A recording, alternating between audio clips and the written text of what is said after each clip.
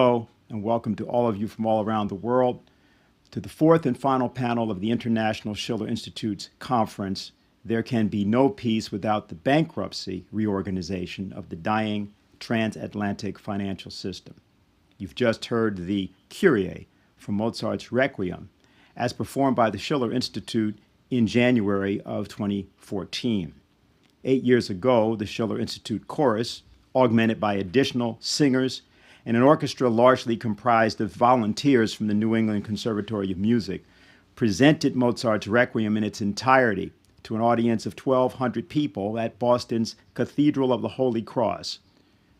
Performed exactly 50 years to the day of a 1964 Solemn High Requiem Mass for the slain President John Kennedy that had been specially requested by the Kennedy family.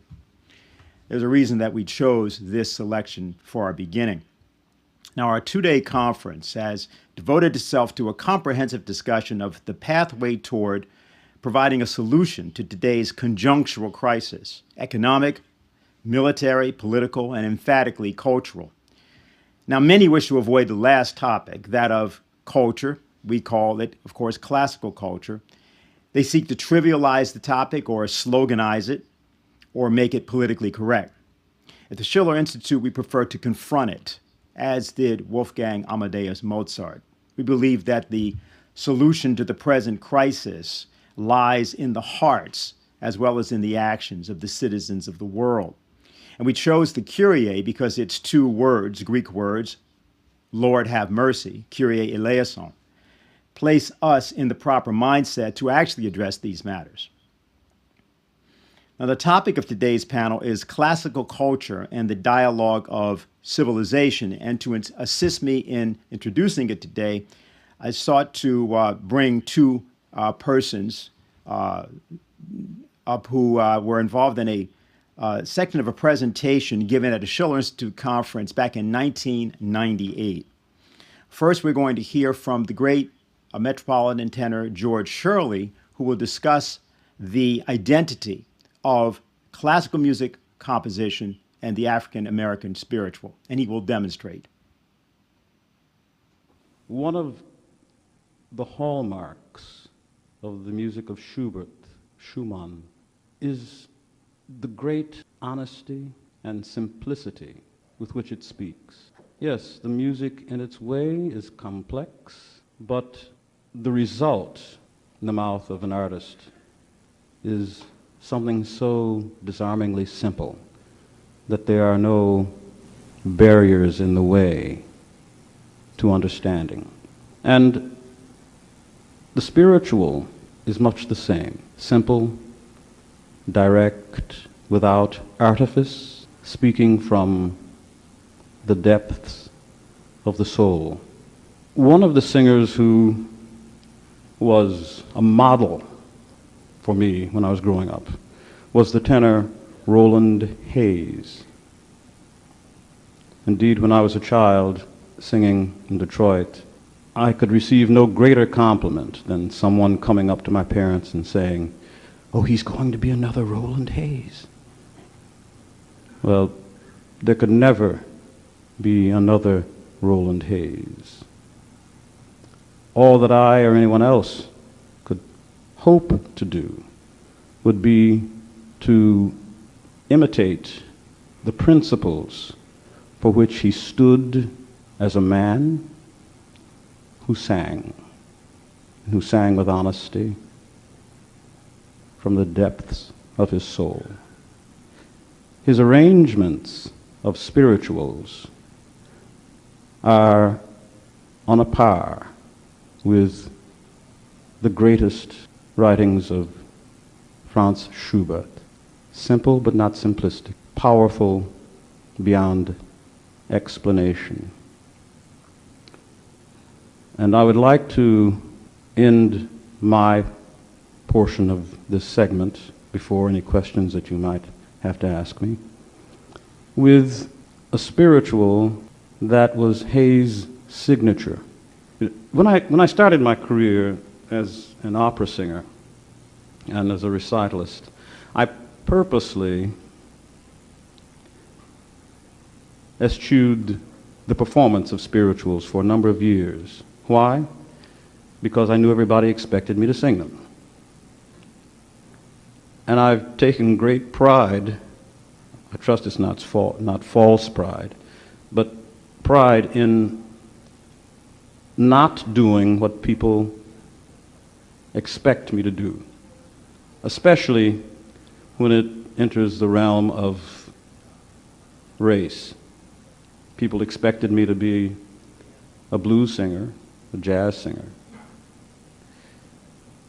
So I purposely left spirituals off of my programs for a while, but I knew that I had to come back to them because it was great music. There was a cartoon drawn by the late E. Sims Campbell that I've never forgotten, which was published in the 1950s. It sort of illustrates visually what I'm talking about. The 50s were a time when the faculties of some universities in this country began to desegregate. And this cartoon shows a distinguished-looking black gentleman in a conference room at a university, and there are a number of white males at the table, and one of these gentlemen, who's evidently the chair of whatever committee this happens to be, is addressing the black gentleman who's standing there with a rather perplexed look on his face with a sheaf of papers in his hand. And the statement goes something like this. Now, Professor Jones, before you read us your paper on the effects of nuclear fission, blah, blah, blah, blah, blah, how about a good old spiritual? So I decided, for a period of time at least, not to program spirituals on my recitals, but to do the music of Schubert, Puccini, Verdi, Brahms. But as I said, I had to come back to the spiritual because it's great music. The spiritual that I'll sing for you today, the one that became Roland Hayes' signature, is entitled Little Boy. And it depicts Jesus meeting in the synagogue with the elders. My orchestra on this occasion is a lady who's not unknown to many of you, whose 10 musicians form one of the greatest orchestras in the country, Miss Sylvia Lee.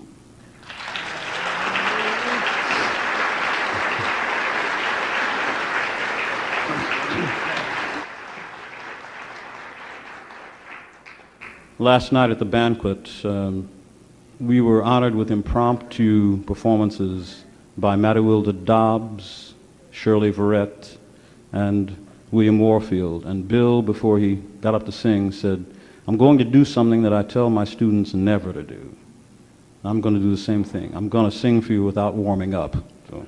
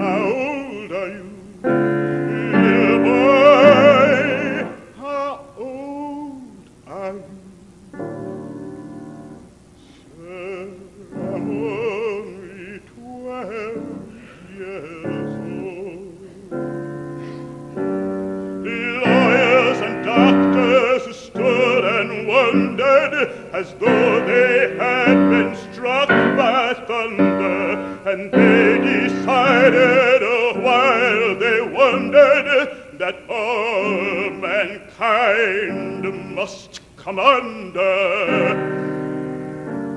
Little boy, how old are you? Little boy, how old are you? Little boy, how old are you? Sir, I'm only 12 years old. The last time the little boy was seen, he was standing on Mount Olivet Green, and when he dispersed of the crowd, he entered up into a cloud. Little boy, how old are you? Little boy, how old are you? Little boy, how old are you? Sir, I'm only 12 years old.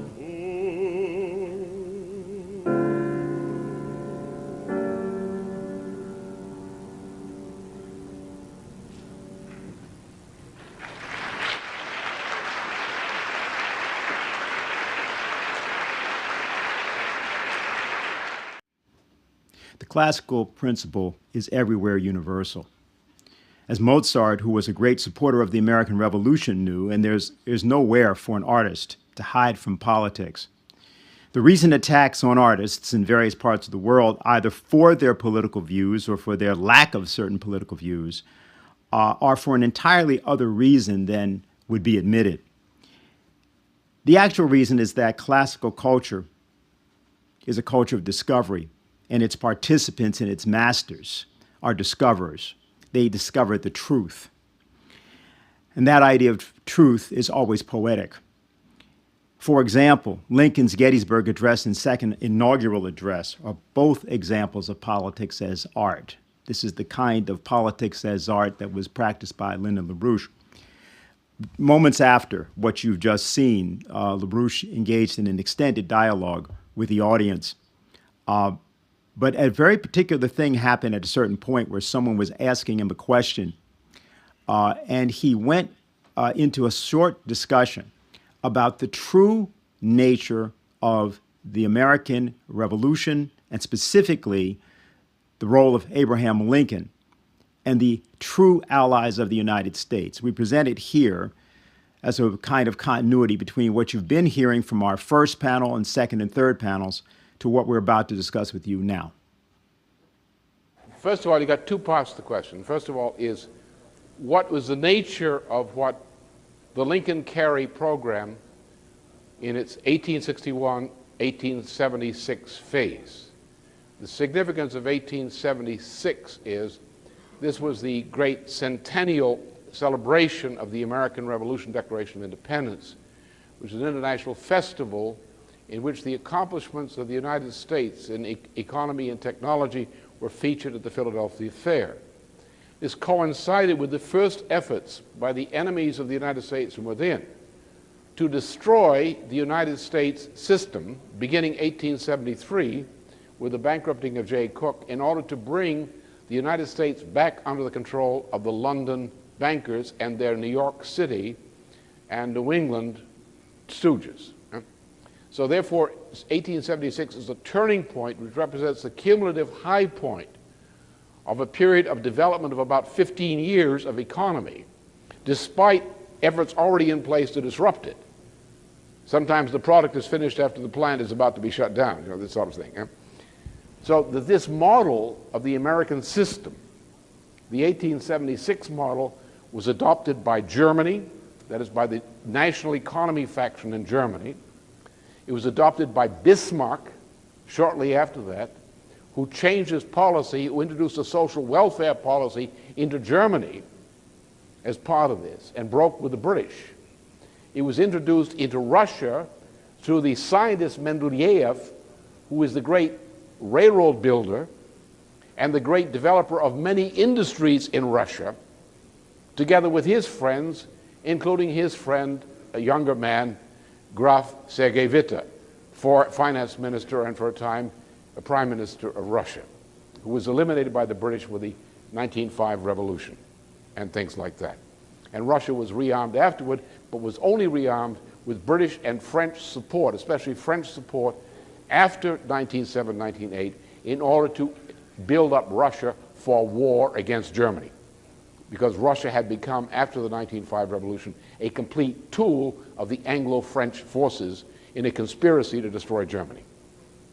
And up to that time, remember, up until 1898 approximately, and in this period, 1894, Japan broke with the United States with the Sino-Japanese War and went over to the British side totally. And Japan was an enemy of the United States from 1894 until the end of World War II. As a matter of fact, the attack on Pearl Harbor was originally planned by the British and Japanese together in the early 1920s, when the British and the Japanese were planning to conduct a war against the United States in the context of the Naval Power Treaty agreements, the so-called Locarno, etc. business. But in that period, up to, from the Lincoln period, the victory in the Civil War, until approximately the end of the 19th century, the allies of the United States were or became Russia. We had no allies before then, none. We had only one thing, we had the Bay of Tunis. And the United States had an alliance with the Tunisians against the Barbary pirates early in the 19th century. I was our only ally from about 1793, 1789, our only ally until the 1850s. And our first important ally came in the 1850s in terms of Russia, Alexander II of Russia.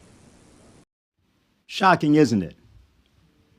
The British were the enemy, and Russia was the first great ally of the United States.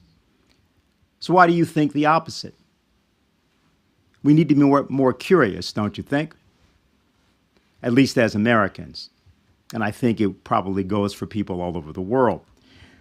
To begin our discussions today, I want to introduce Jacques Cheminade of France, president of Solidarité et Progrès. He is giving the keynote address, A Culture of Curiosity and Perseverance to Explore the Impossible. A culture of curiosity and perseverance to explore the impossible.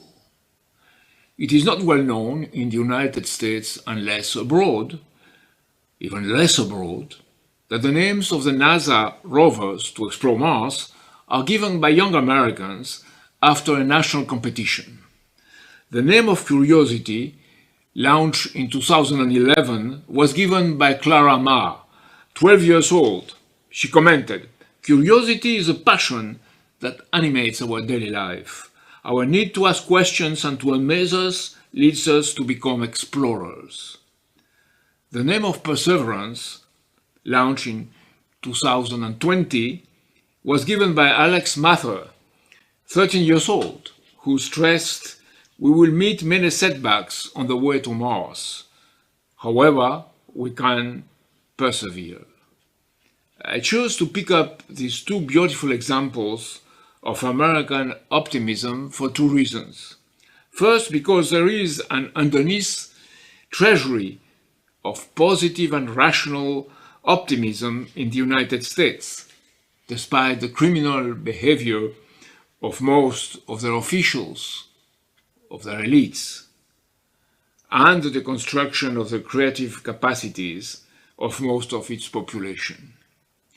Second, and mainly, I choose it because such declaration expresses something which is fundamental in the present world situation. To reach peace through the long-needed bankruptcy reorganization of the dying transatlantic financial system needs an inner, personal inspiration for the good and the beautiful.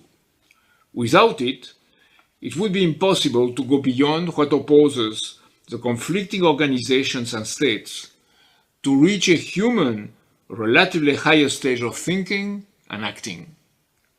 When the matter of war or peace, life or death is at stake, one cannot escape from a self-conscious commitment to act according to what is the more human in one's inner self, to have the curiosity to discover and the perseverance to act according to the discoverer.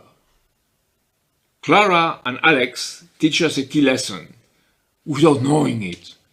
Like always, when you teach good lessons, not by pep talks or lines, but by exposing naturally the depths of your commitment. It is what moves our hearts and creates what our former French President Charles de Gaulle called the adhesion of sentiment and thought as a one. It is what I sensed when the first time I met Lyndon LaRouche. Somebody was caring for my mind.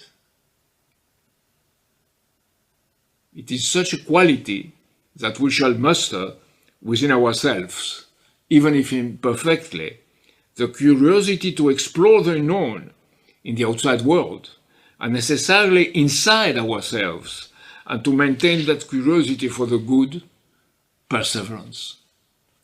No less is necessary to accomplish the impossible coincidence of the opposites, no less.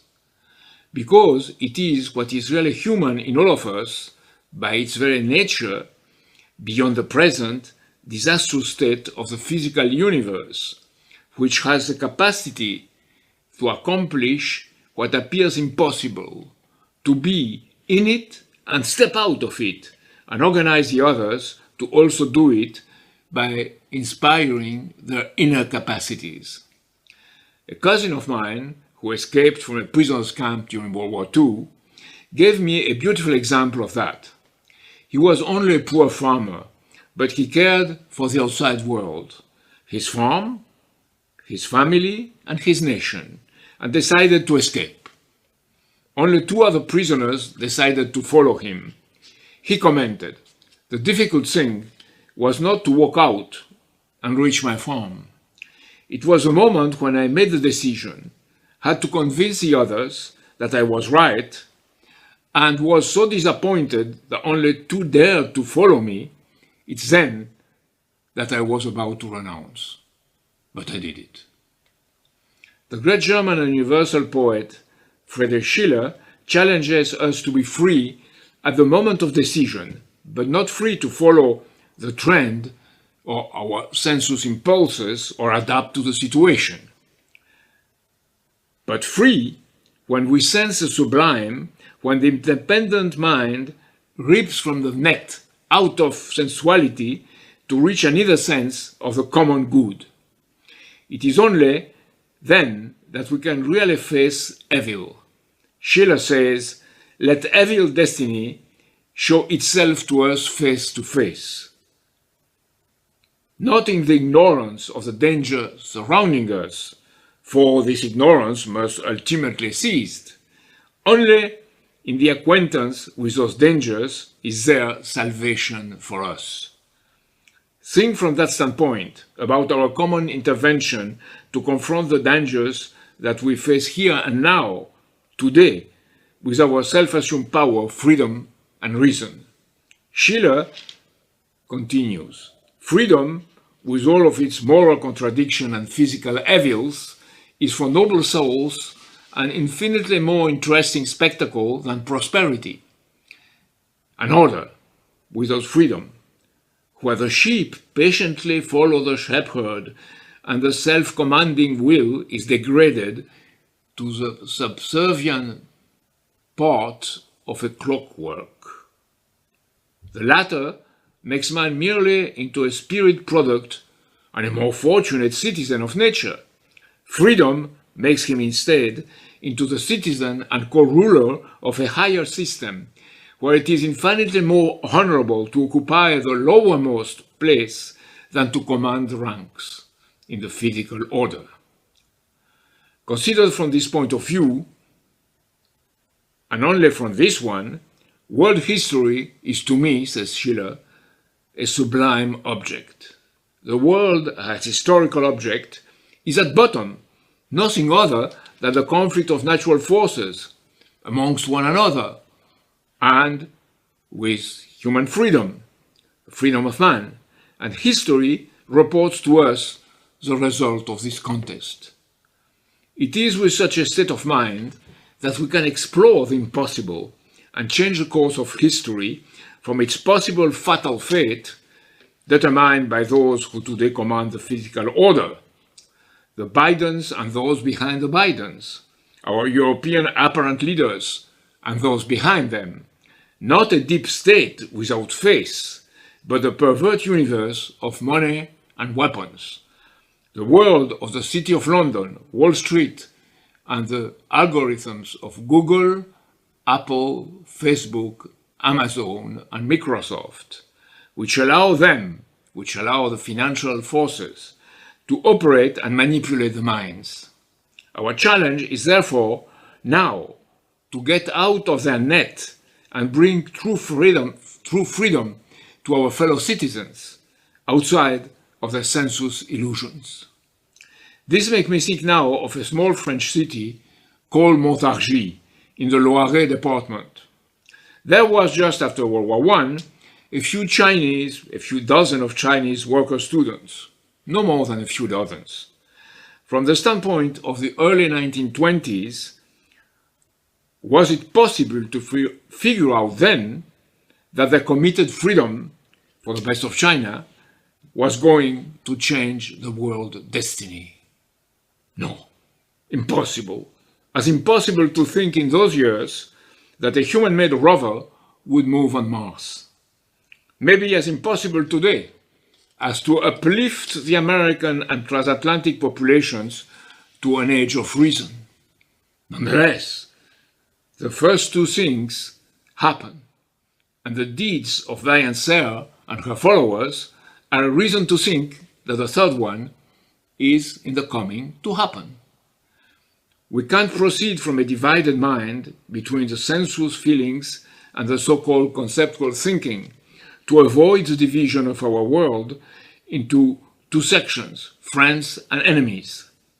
We can't fight for the coincidence of the opposites in the present world and furiously play first-person shooter video games.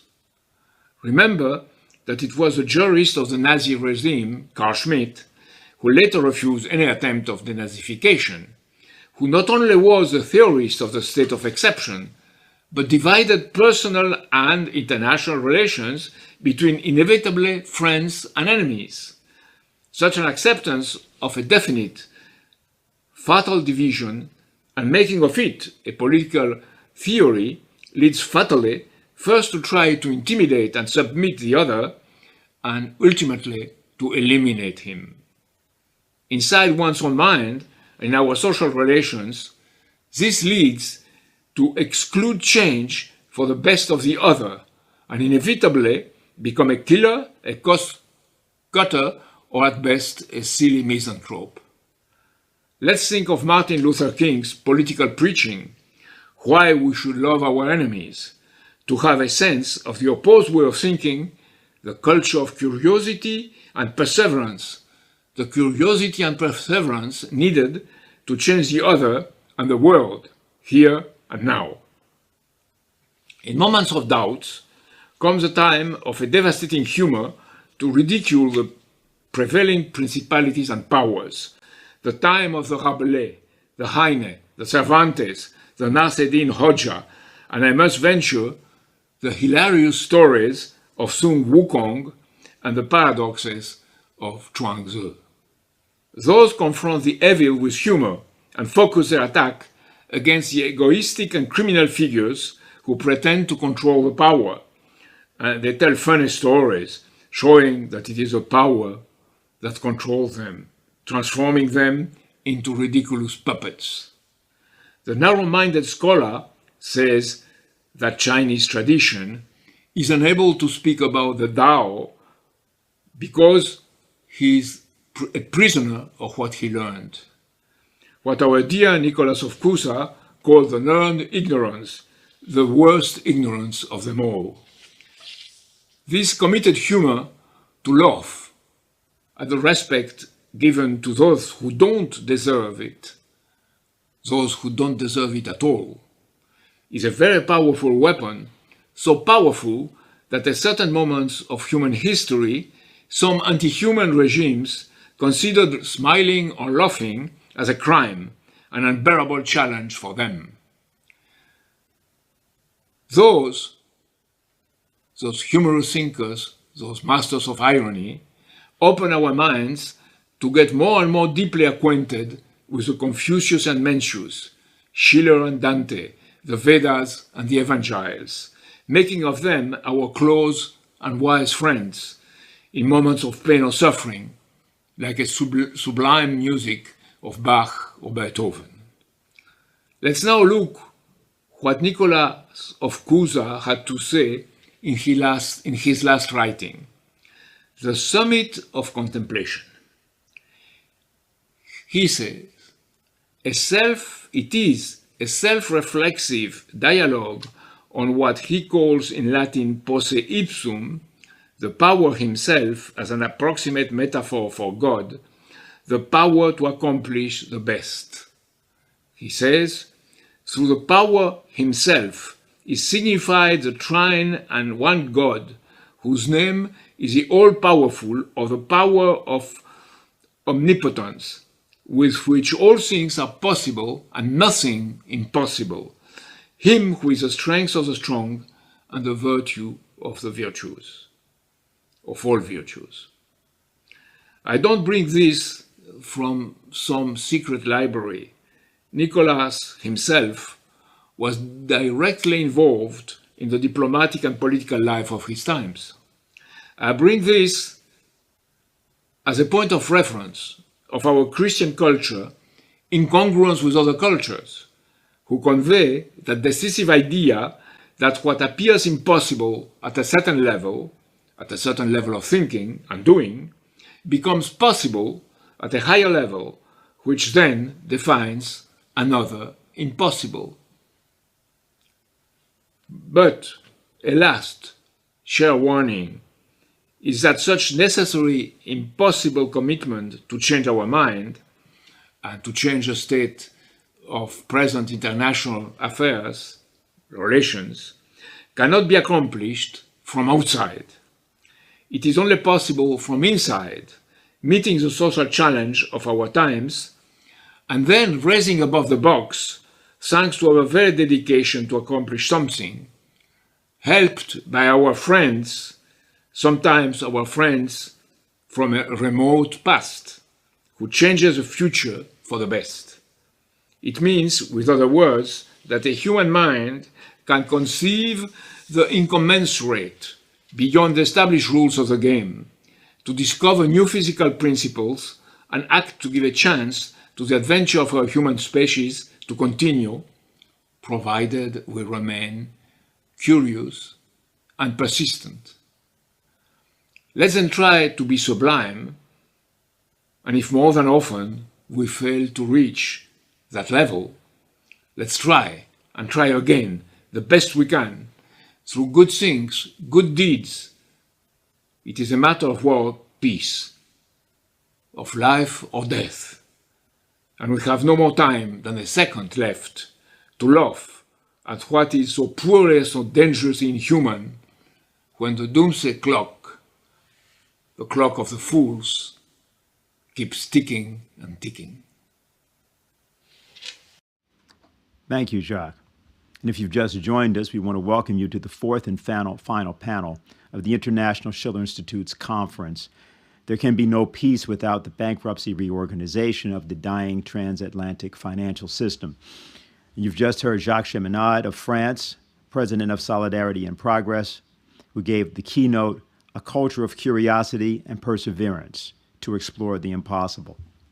Our next speaker is Professor Felipe Maruf Quintas, professor of political science at Fluminense Federal University, Rio de Janeiro. He's a columnist also for Monitor Mercantil. His topic is the role of Brazil in the dialogue of civilizations and in the world's physical economy.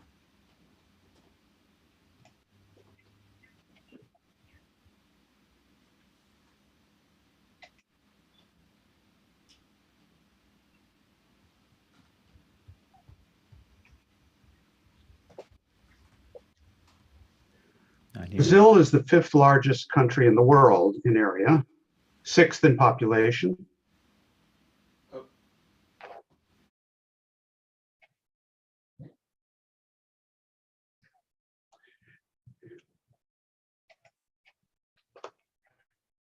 Brazil is the 5th largest country in the world in area, 6th in population, and it has the 12th largest economy in the world. It accounts for nearly 2% of the world's GDP. Brazil is the leading country in Mercosur, a regional economic bloc among the South American countries, and it is one of the members of the BRICS. Historically, Brazil has its own international policies, seeking to establish influence in its strategic environment, which includes South America and West Africa.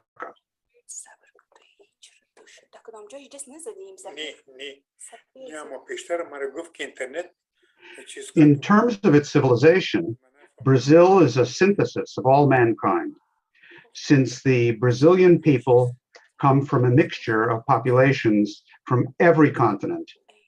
The original source of the formation of Brazil is the miscegenation among Portuguese and Spaniards, Amerindians and Africans, later complemented by a great influx of Italians, Arabs, Japanese, Jews, Slavs, and Germans. Ethnic apartheid never existed in Brazil, not even during the period of slavery. The broad racial and cultural mixture created a sui generis social configuration, which is very different from Anglo-Saxon multiculturalism, a configuration which didn't call for Lockean tolerance among different and separate people, but rather for the combination of different ethnic groups and cultural heritages in a new, typically Brazilian amalgam.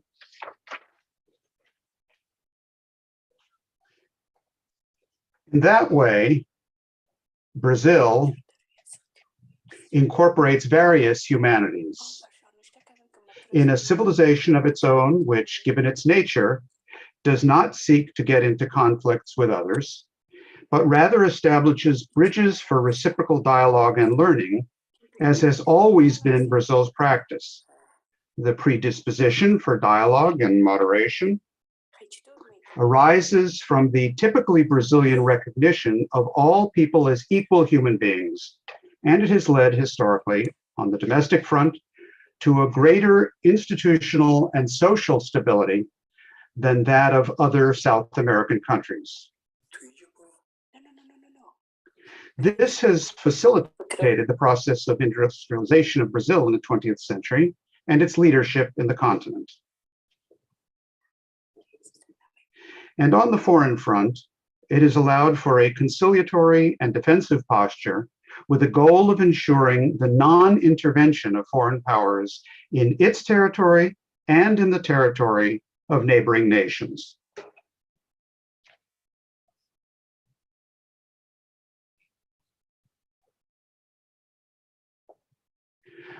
Brazilian civilization has a large territory as a physical geographic base, greater than that of the continental United States and slightly smaller than China's. Of the world's great nations, Brazil is the only one whose entire territory is available for prompt demographic and economic activity. Furthermore, it is a physical economic country par excellence, since nearly all energy sources are to be found in Brazil, such as oil, coal, water, uranium, sunlight, and wind.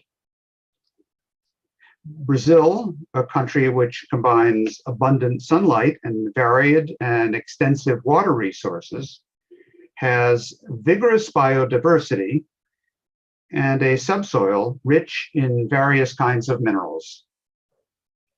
Brazil is potentially economically self-sufficient, and if it deepens its industrialization process, it could become a major power of the world's physical economy.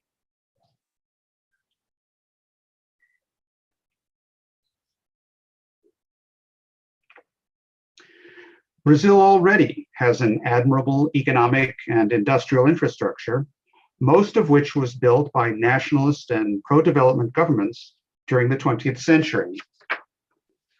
In the decade of the 1950s, Brazilian engineering achieved the construction of a new capital in the deep interior of the country, opening the doors of the Cerrado, or tropical savanna, to economic development.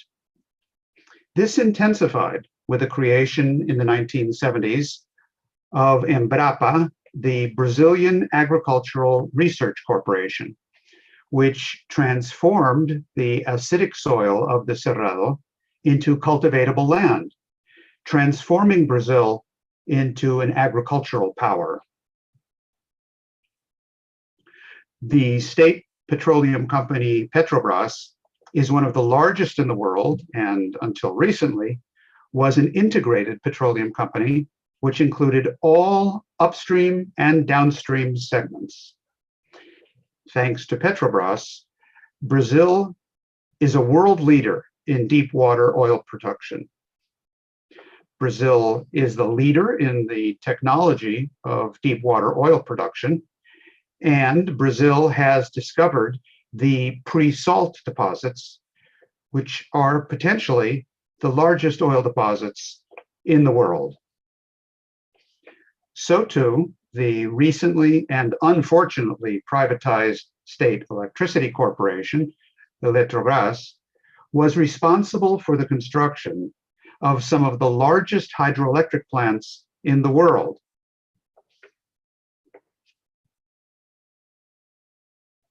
Such as Itaipu, Tucuruí, Paulo Alfonso, and Belo Monte, and it developed the most extensive integrated electrical system in the world with transmission lines covering all of Brazil. Brazil is the only continental country that has long-range transmission lines. Not Russia, not China, not the United States, which have more regionalized electricity systems. Only Brazil has that integrated electrical system, thanks to Eletrobras, thanks to the driving nationalist actions of the Brazilian state. The Itaipu hydroelectric plant is shared with Paraguay and is an important factor in the development of that neighboring country and in South American integration. Furthermore, Eletrobras also developed a bold nuclear program in the 1970s and 1980s, which led to the construction of two large nuclear plants, which are strategically located between the two biggest consumption centers in Brazil, and symbolically, in an area where there had been slavery and where slaves lived, thus representing the victory of development and national sovereignty over slavery.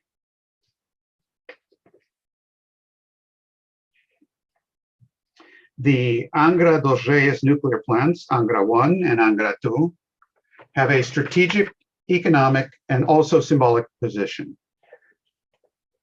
And that is of the triumph of development over underdevelopment, over slavery, over social inequity. Furthermore, the Trans-Amazon, Belém-Brasília, and Cuiabá-Santarém highways connect the less populated regions of the country and ensure national integration.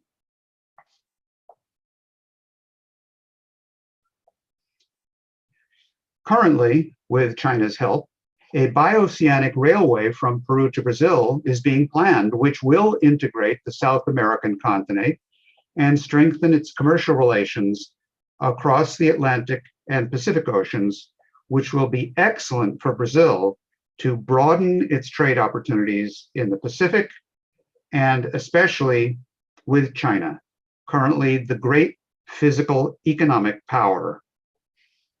Brazil needs access to the Pacific in order to integrate South America and also broaden its opportunities for investment and trade with Asia and especially with China, which are the center of the world's physical economy today.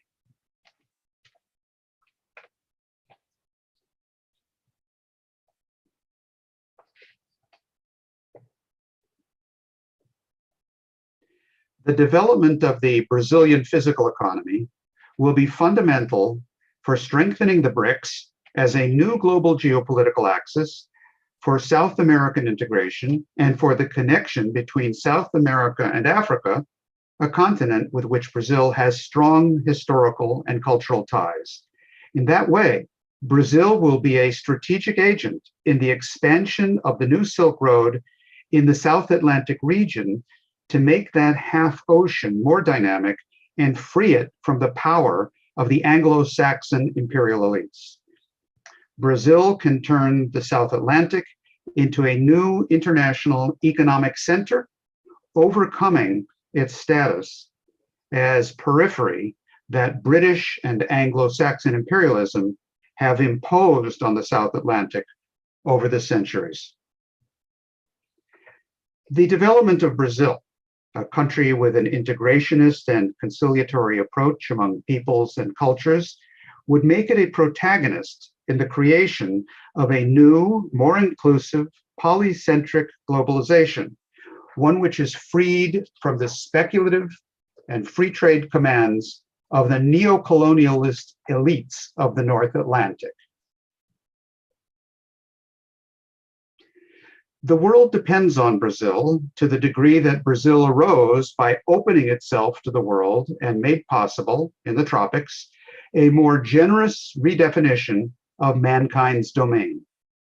Imperialism is contradictory to Brazil's civilizing character, since it is based on a hierarchy among peoples, which is contrary to the true practice of Brazilians, children of the union of the coexistence of different peoples.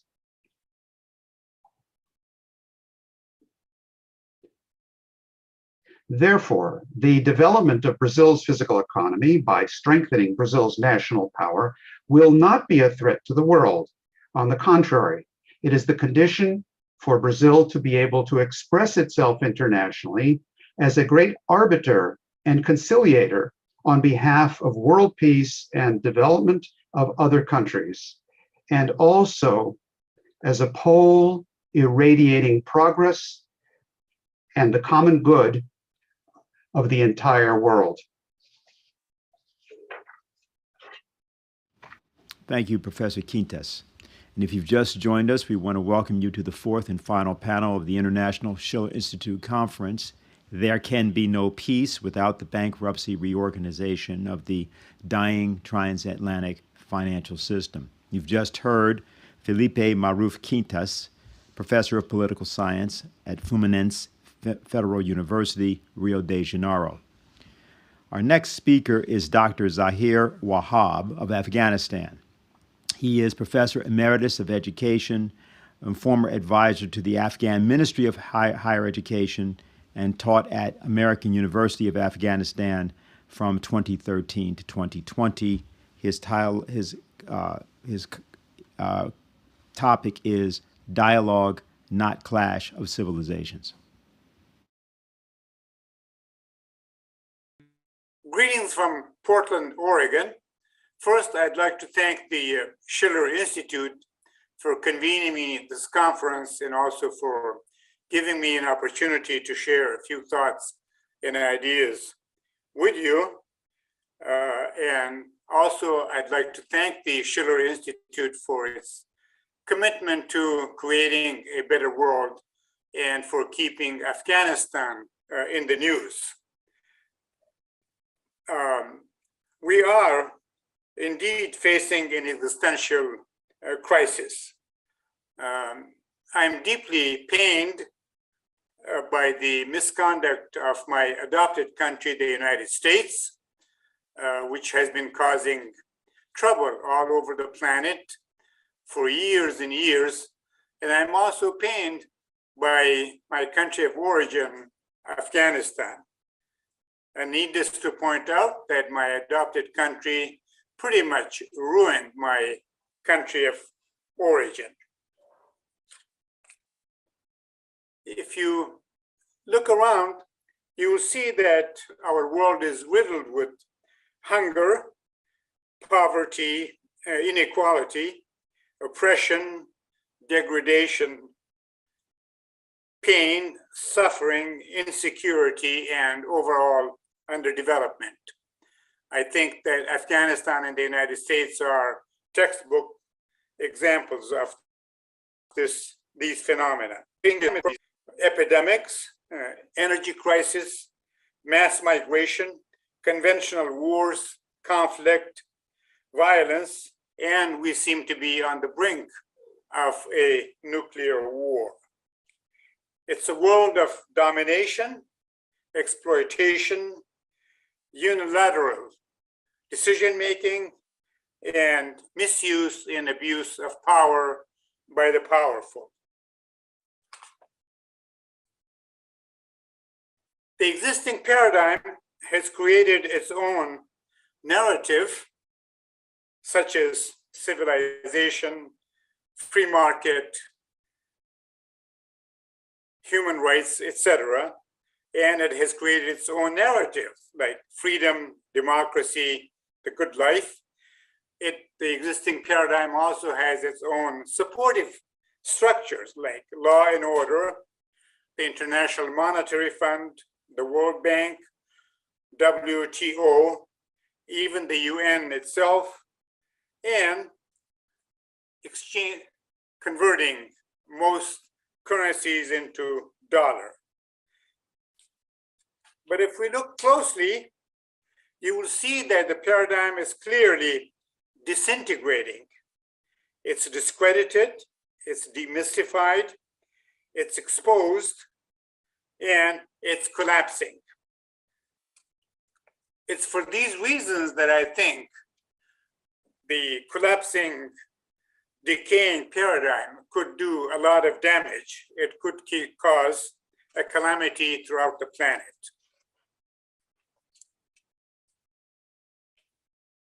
We desperately need a new dialogue, a new language, if you will, and a new paradigm. We must reject Samuel Huntington's idea of the clash of civilizations and so-called the end of history. I submit that history is alive and well and moving. History has not ended. What history of the future will tell us about these times remains to be seen. We need to, in opposition to Samuel Huntington, we need to listen to the words of former Iranian President Mohammad Khatami, who urged a dialogue of civilizations. We must think, talk, and practice pluralism of ideas, pluralism of cultures, multiculturalism, new constructions, different religions, and different political systems. We need to promote and practice this new dialogue of civilizations, and we need to emphasize humanism, pluralism, cultural cross-fertilization, and mutual respect and cooperation. In short, we need to promote, discuss, and practice a new design for living. The US and Western imperialism must accept responsibility for the damage it has done since the opening of the Suez Canal, the so-called the beginning of the new imperialism. The US and the West must accept the collapse of the imperialist Western paradigm, and it must end American exceptionalism, Eurocentrism, and racism. It must engage other countries with respect, compassion, care, cooperation, and mutuality. We must commit to the emerging dialogue of common culture, common civilization, and common approach to problems. We must move away from the unipolar world to a multipolar world. We need a new design and architect for peace, development, and security. It isn't just the powerful imperial West that needs resources, security, and peace and development. All countries, all people everywhere throughout the world need peace, development, justice, democracy, and security. This must be taken into account. Under the new paradigm, we must support countries, we must support regionalism, we must support new currencies like in new organizations like the BRIC, and we must also support and join the China Roads and Bridges Initiative. More specifically, the new dialogue will in part consist of demanding that the North, the colonial imperial powers, must pay just reparation to the South for the centuries of plunder and pillage. The North must cease all forms of direct and indirect military, economic, political, and other forms of aggression. The US must close all of its military bases throughout the world. The US must release all of the currencies which it holds hostage from other countries, in particular Afghanistan.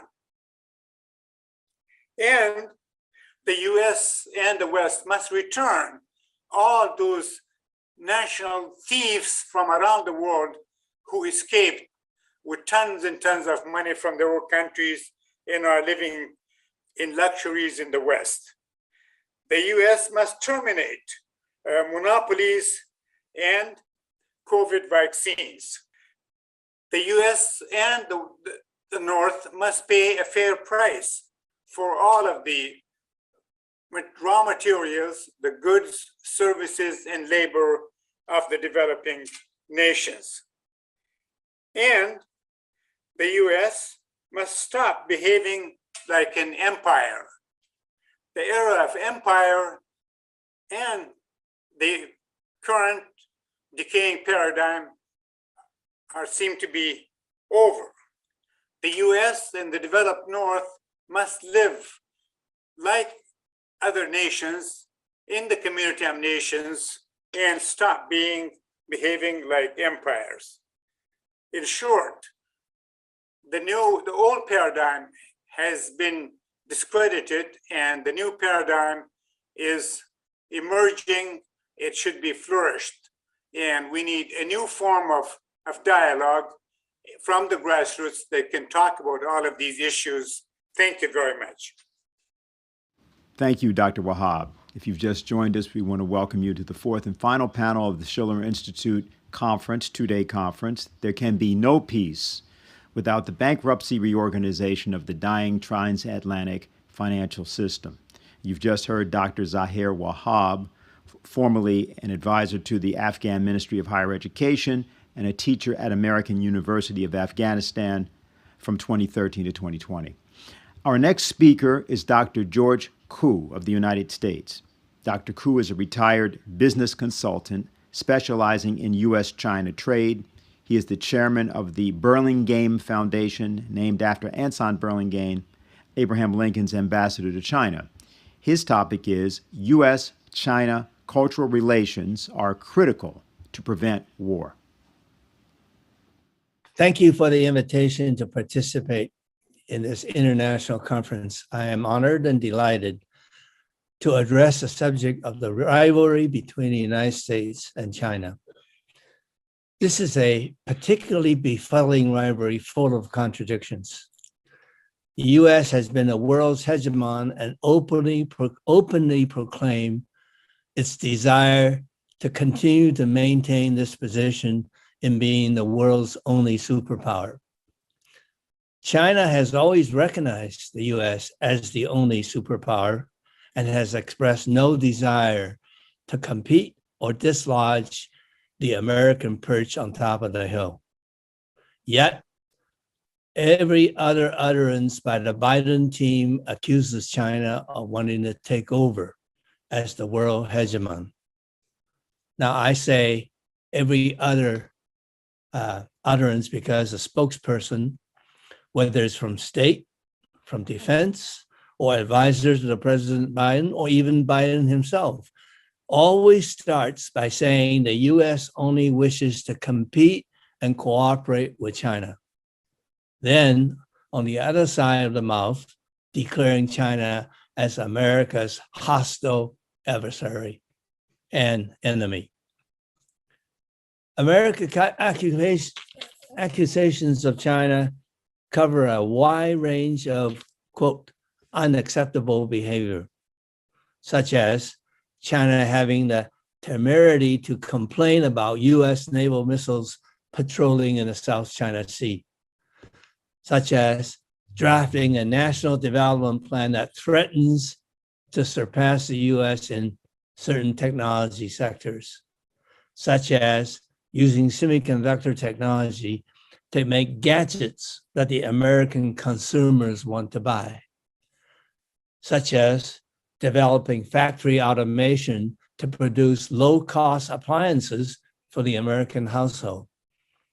Now, if those accusations are not insufficiently hostile, the Biden White House has conjured up others, such as alleging human rights abuse in Xinjiang that the visiting UN High Commissioner could not verify, much less finding signs of genocide, such as alleging that young Uyghur women are forced to slave over cotton fields full of mechanical harvesters bought from John Deere, the American manufacturer. In response, China settles for publishing their annual reports on human rights violations in the US, itemizing some of the imperfections in the American model of democracy. For example, in the US, death by gunfire is a daily occurrence, and mass shooting more than breaking weekly news. The most urgent national issue in the US takes up so much energy and oxygen is whether a woman has a right to decide what is right and good for her own body. National political figures in clear violation of US Constitution and have broken many laws, such as Rudy Giuliani, Mark Meadows, Peter Navarro, and Donald Trump, have yet to spend a single day in jail. And we're still dealing with highways full of potholes. The fear of law enforcement by people of color has not lessened in any way. Elections, as we know, are far from free, and of course, are being questioned as to their integrity and legitimacy. Instead of the cost of political campaigns has been increasing in geometric progression with every campaign season. Nothing is free. It's all about money. So my own personal observation as heretofore a proud American, but now very concerned for the future of my grandkids, is this. The country has degenerated into a single fixation about money and personal power.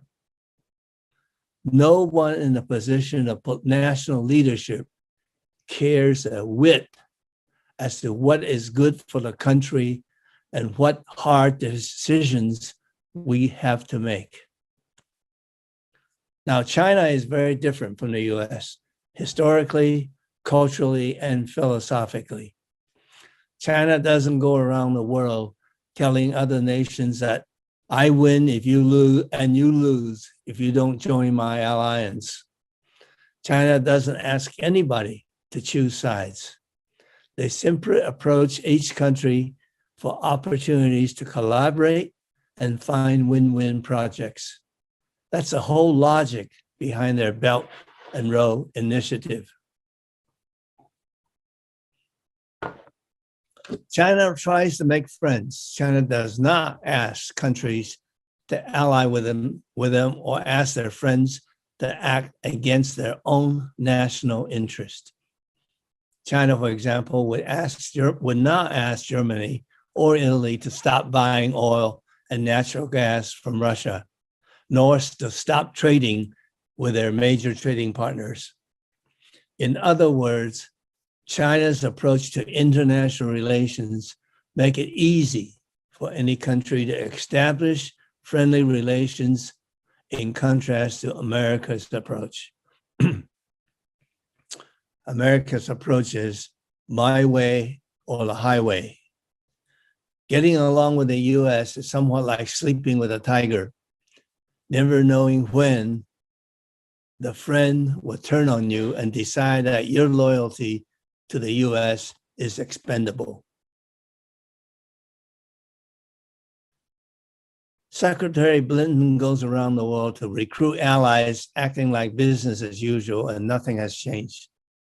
In fact, much has changed.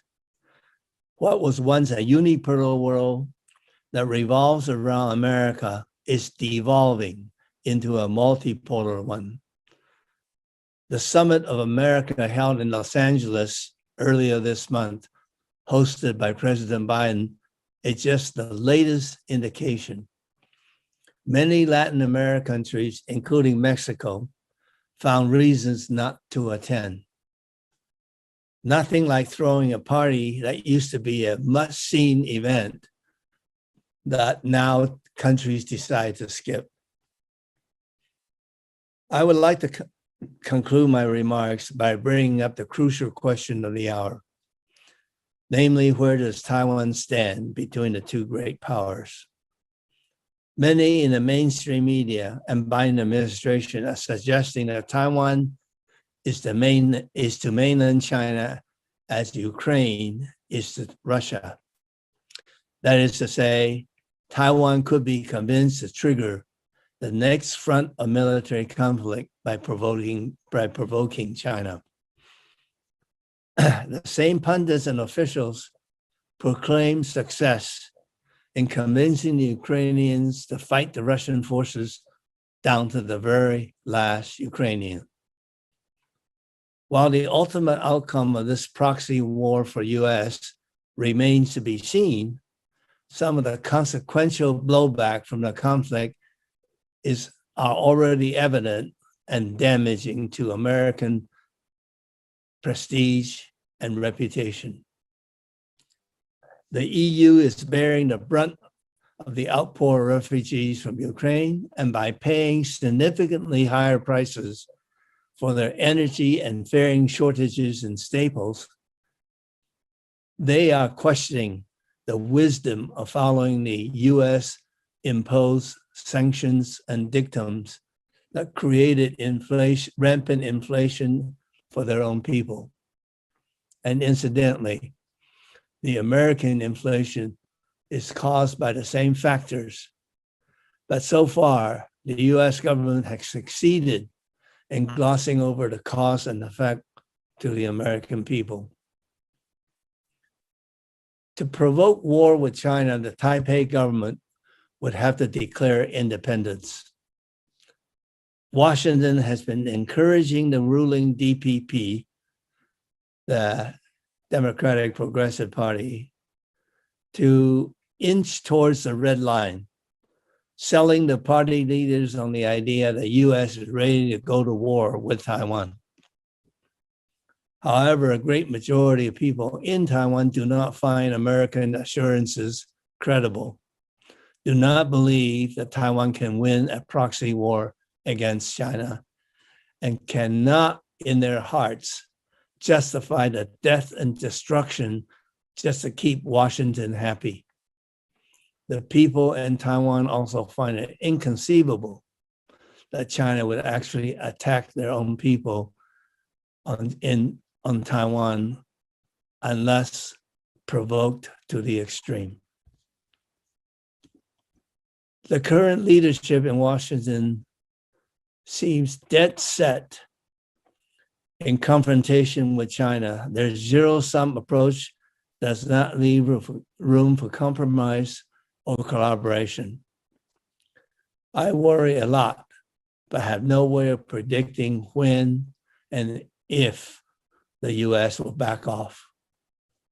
Hopefully, conferences of this kind by the Schiller Institute and others will convince the American public that our government needs to change the course that is leading to disaster. Thank you very much. Thank you, Dr. Koo. If you've just joined us, you're watching the final panel of the two-day International Schiller Institute Conference.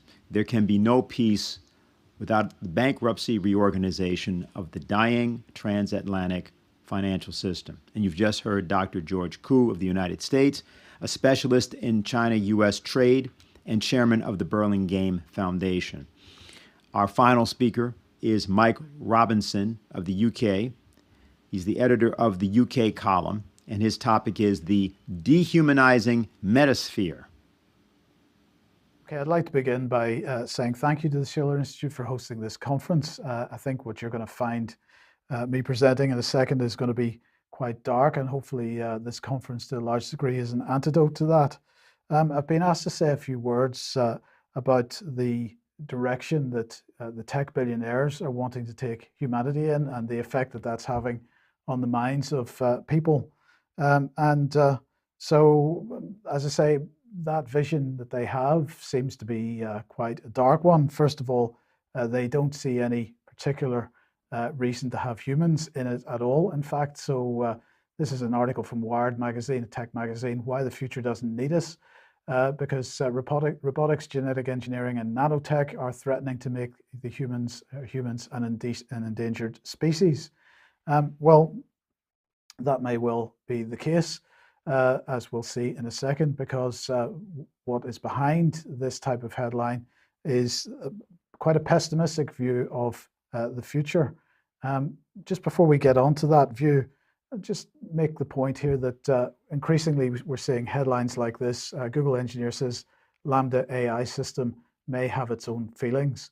So at the same time that we are seeing humanity being degraded, we're seeing artificial intelligence being upgraded, or at least we're being told that it's developing feelings, it's becoming almost human. So we're seeing, on one hand, humanity being taken down, and on the other hand, technology being raised up. At what point are we going to be the same thing? Well, that is the key point, because according to Elon Musk, at least, a merger of biological intelligence and machine intelligence will be necessary for humans to stay economically valuable. And with that in mind, he has a nice little company going. Here's their website. This is a company called Neuralink, and they are building a fully integrated computer interface system, brain-computer interface system.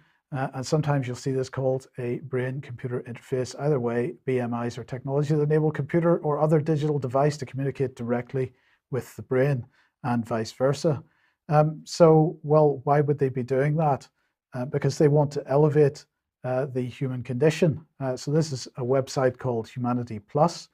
And that's all about elevating the human condition and advancing science and technology for a better future, because the way to elevate the human isn't through classical culture. No, it's through connecting with technology and enhancing and augmenting the human species. So they have a nice logo. It's an H with a plus on it. They hold summits and they envision a humane humanity. Well, let's see how humane that is in a second. And they say that transhumanism is a way of thinking about the future that's based on the premise that the human species in its current form does not represent the end of our development, but rather a comparatively early phase.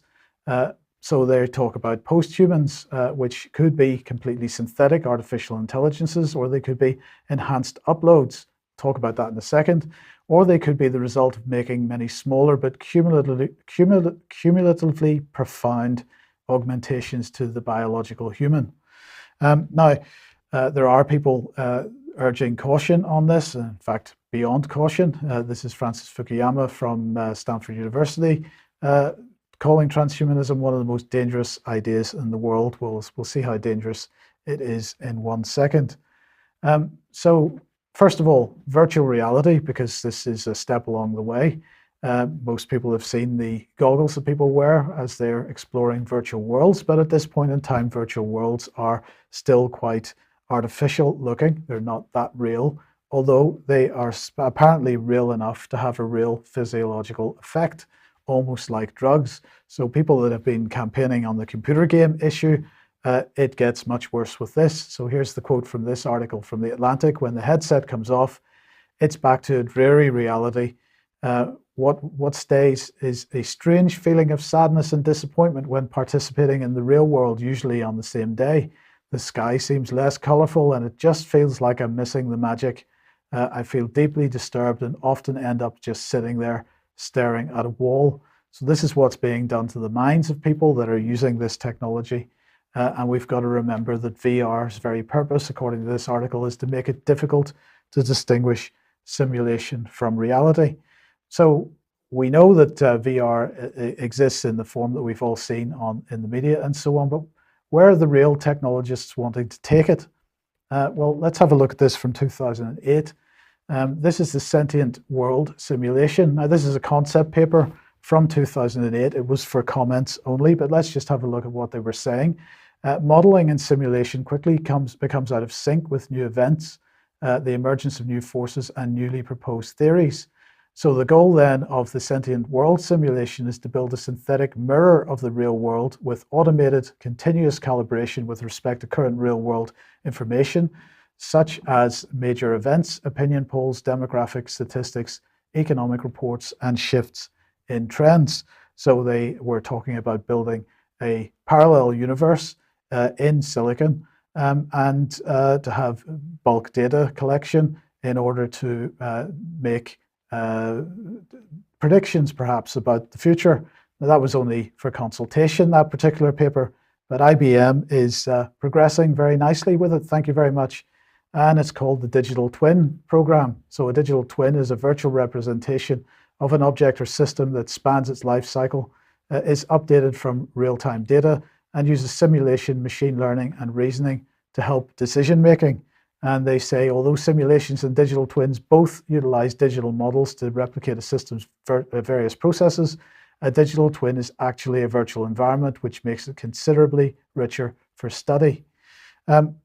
It doesn't just apply to non-living systems either. Here is another headline here: human digital twins creating new value beyond the constraints of real worlds. So modeling human interactions and so on to a massive degree.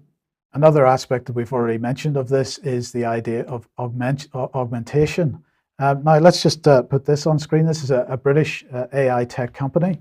And one of the things that they do is that they make AI sex dolls. And of course, they're made of plastic mainly. And if we look at those faces, well, they're not very human, are they? But actually, when we start looking at what's going on in celebrity culture, and maybe we can see some parallels, because increasingly celebrities are turning their faces into plastic. And so this particular so-called celebrity, showcased her dramatic transformation after returning from her third facelift in Turkey this week, said The Sun some time ago. But what we seem to be seeing in celebrity culture is the attempt to sexualize plastic faces, which brings us back to the idea of AI and art and robotics and so on. This is robotics being used in a particularly negative, a particularly dark way, but it doesn't end there because we have something called body hacking, and this article describing it as futuristic, creepy, and totally unregulated. Here's a Guardian article about body hackers, the people who turn themselves into cyborgs, and the concept, the idea of becoming a cyborg is absolutely what Elon Musk was talking about. But what kinds of things are body hackers doing? Well, they're turning themselves into elves. 25,000 pounds of plastic surgery in this case. They're turning themselves, this particular transhumanist, well, I'm not quite sure what this particular person has turned themselves into, but hundreds of body modifications to evolve with technology and time. It starts getting really dark at this point, and particularly dark. Here's a particularly dark example. Extreme modification addict has ears amputated to mark end of face masks, and this is what they turned themselves into. Now, this is not as rare as people might think. This seems like an extremely extreme version of body augmentation, but there are people walking around my city with face tattoos like this, with pointy ears and with the eyeballs tattooed just like this. That is the way it is being implemented within society. But what about the technologists? They would like to see us turn into silicon-based organisms rather than carbon-based organisms. Now, this might seem science fiction, far-fetched, but in fact, the idea of silicon-carbon bonds is already a reality. Here's Chemistry World, engineered enzyme first to forge carbon-silicon bond. Scientists in the U.S. have engineered proteins that can catalyze carbon-silicon bond-forming reactions, processes never before seen in nature. Such an enzyme could one day offer researchers a way to make silicon-based hybrid organisms, typically reserved for the realms of science fiction. Now, I'm not saying by any means that this particular research was transhumanist or being driven by a transhumanist agenda, but certainly this is something that transhumanists are aiming for. But it gets darker again because we start using terms which absolutely degrade the human body, for example. So with Suitable, which is a company, park your meat body at home and beam, that's a product, and beam into work. This concept of the meat body I find quite offensive, but let's have a look at this. Uploading, what about the carbon-based version? And let's take a quote from this article. In the video, the person concerned talks about uploading and about how it wouldn't be murder if his meat body were anesthetized before the upload and killed without regaining consciousness. Now, uploading is this concept of taking your consciousness, your human consciousness, uploading it to a computer system where it will continue to exist in a virtual world. But in this case, because the idea of his physical form has been degraded to the idea of a meat body, then this person has no problem with being anesthetized and killed once that upload is complete. And this drew parallels for me with this film, a very famous film, Logan's Run. I'm sure most people have seen that and will see what I'm getting at. Let's have a look at this then, because virtual worlds are going to need laws just like the real world, because we're creating a mirror of the real world, and so laws will be required there. So we're starting to see headlines like this. Woman's avatar, the character she operates in the virtual world, woman's avatar raped within an hour of signing into the metaverse. We've got other headlines. The metaverse is not designed for women. Another cesspool of toxic content. This is very key because if we look at the UK's legislative agenda for this current parliament, we have a bill going through parliament called the Online Safety Bill, and tech companies are going to be required to have a duty of care for their users.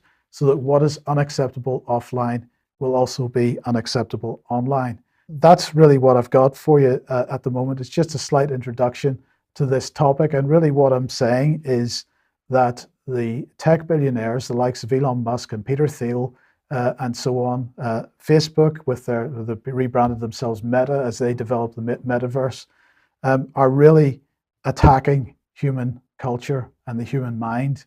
This is where they would like to see humanity go. And I think perhaps the people that are taking part in this conference have a better vision for where humanity may go in the future.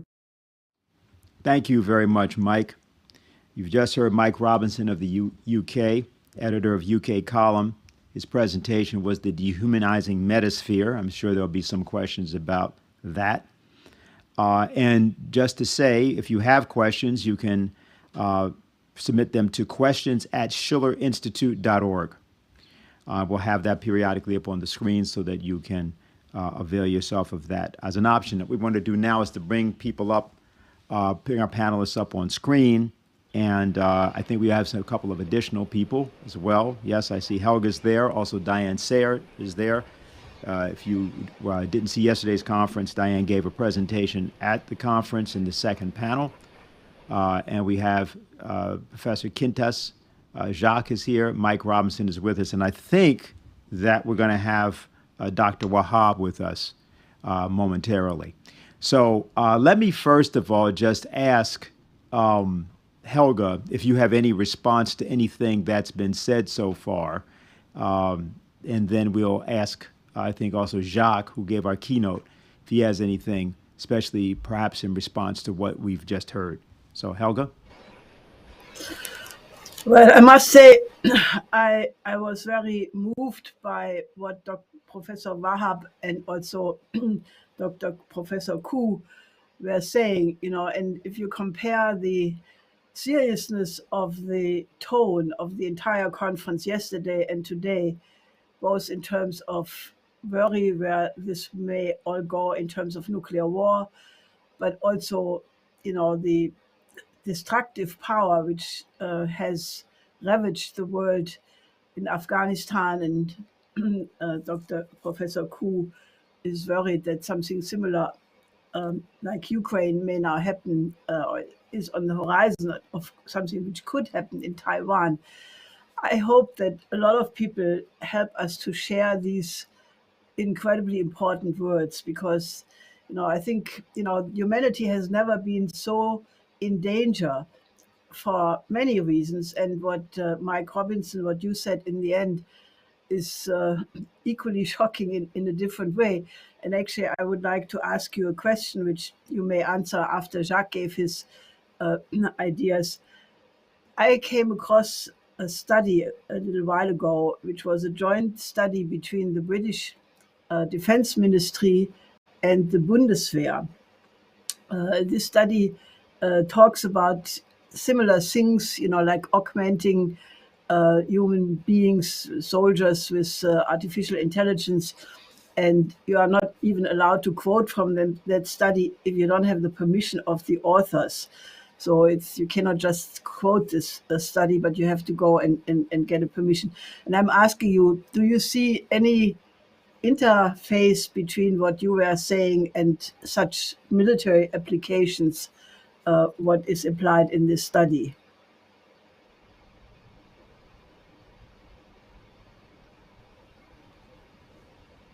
We take Did you want me to answer that? Not.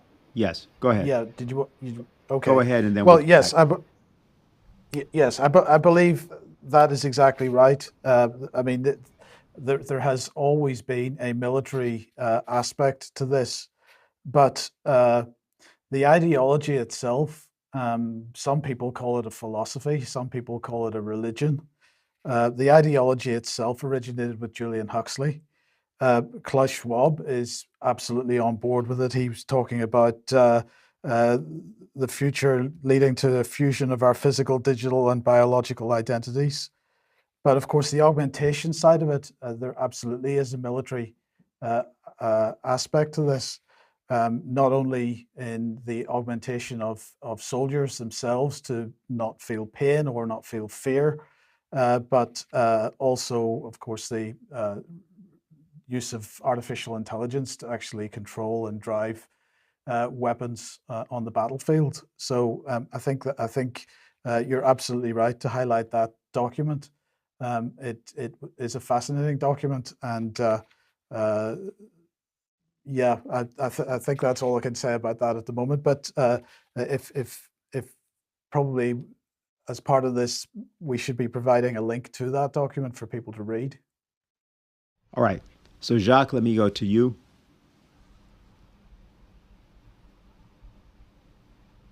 Any comments that you have? Yes. Fortunately, what Mike Robinson said doesn't surprise me. We have many signs of this developing, and in particular in the military field.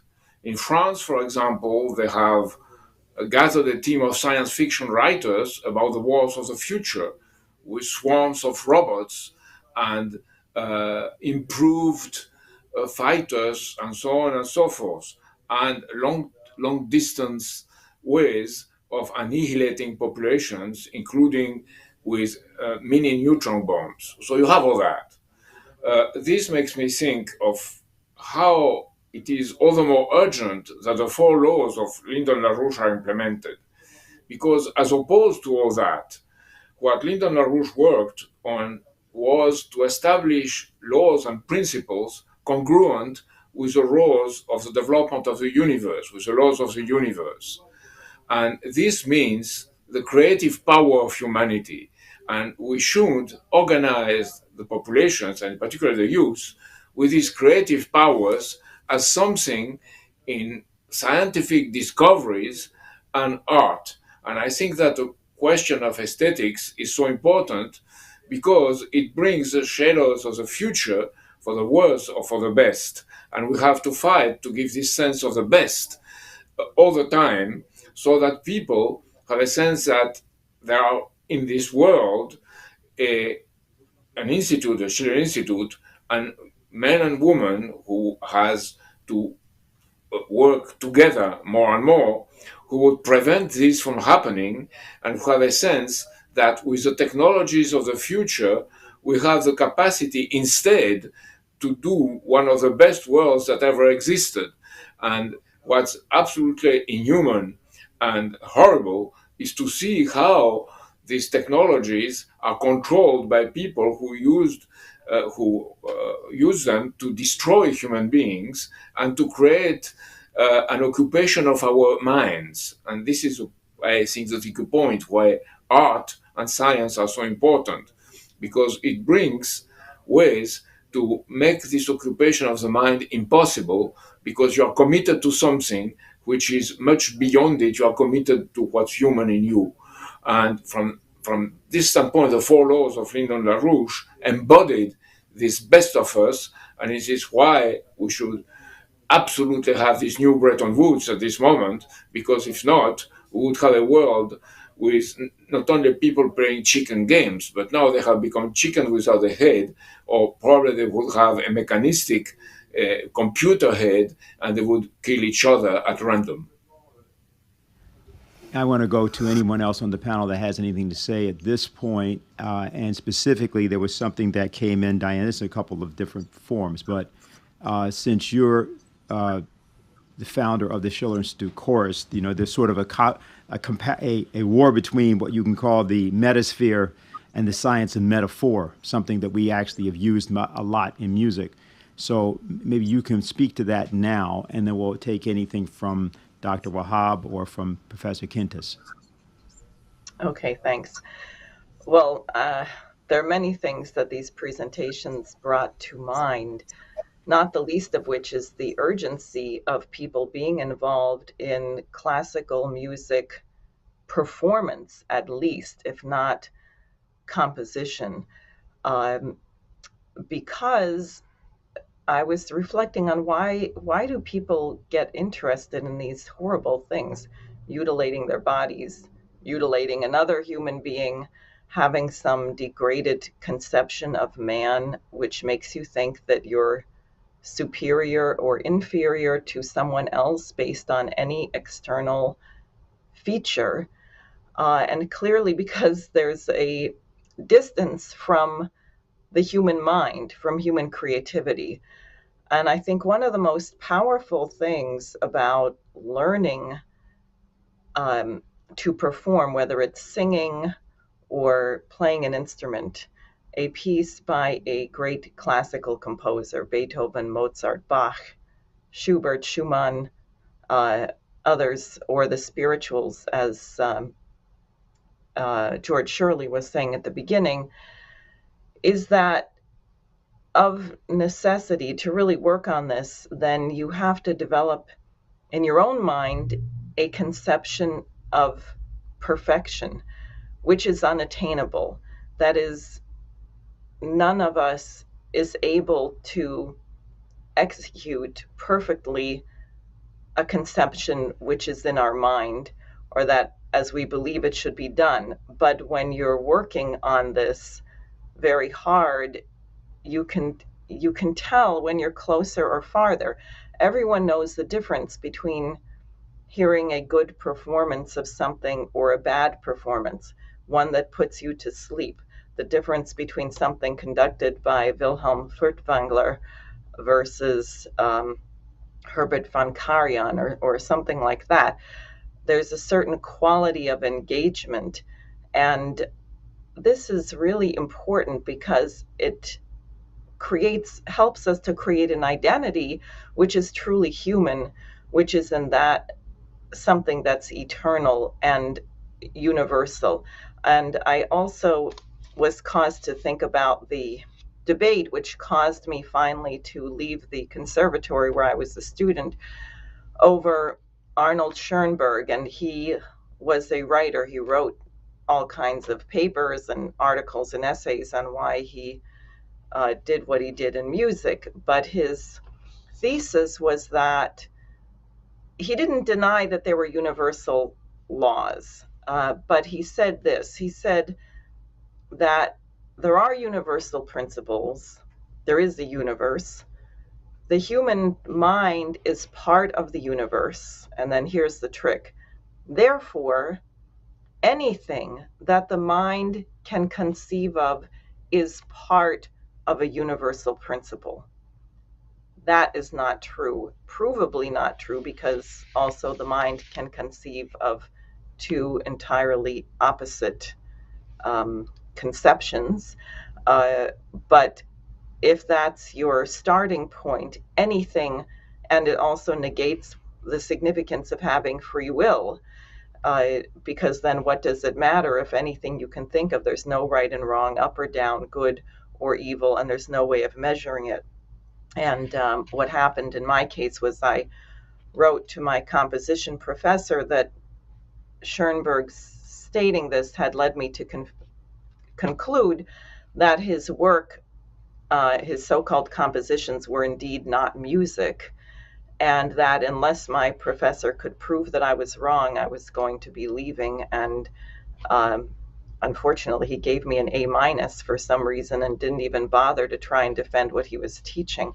But I think it just strikes me that this is really crucial to how we get on this slippery slope to complete depravity.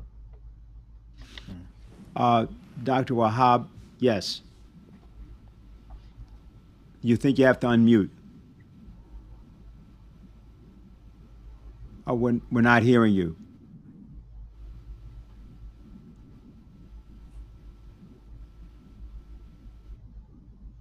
Still muted. Okay. Greetings from Portland, Oregon. Again, my thanks to the Schiller Institute for keeping this dialogue going.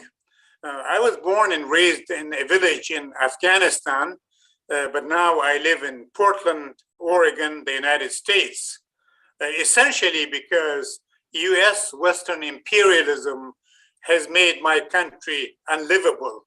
And this is on the other side of the globe.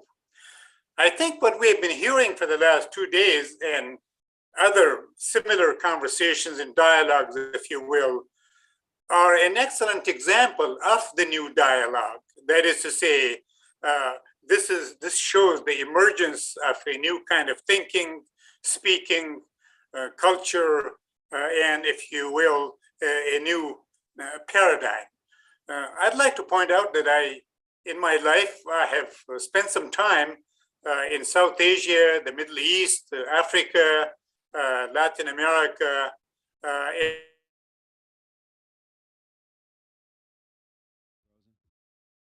and other places. So the ugly, savage legacy of Western colonialism and imperialism. We have to know that actually you can go anywhere in the world, talk to peasants, common folks, workers, and so forth, and you would hear such conversation in a form, although it may not be very sophisticated, but many, many people all over the planet have come to understand what this world is all about and what this old, decaying, dying, predatory paradigm has been about and how it's sort of decomposing. So we have to keep that dialogue. We have to support it and keep it going. We must understand that the era of American exceptionalism, American imperialism, American supremacy, American dominance, American dollars, American drones are closely coming to an end. The United States and other dominant superpowers must get used to the fact that the world is waking up, resisting, and would no longer put up with the unitary, unipolar world. The United States has to understand this and accept it. The problems in the world, whether they're problems in my own town here or in the villages of Afghanistan, epidemics, climate, inequities, underdevelopment, suppression, etc. These problems are beyond the capacity of one country, even if it's a country like the United States. Global problems now need global cooperation, collaboration, efforts, and resources. We must all unite and tackle these problems everywhere collectively, because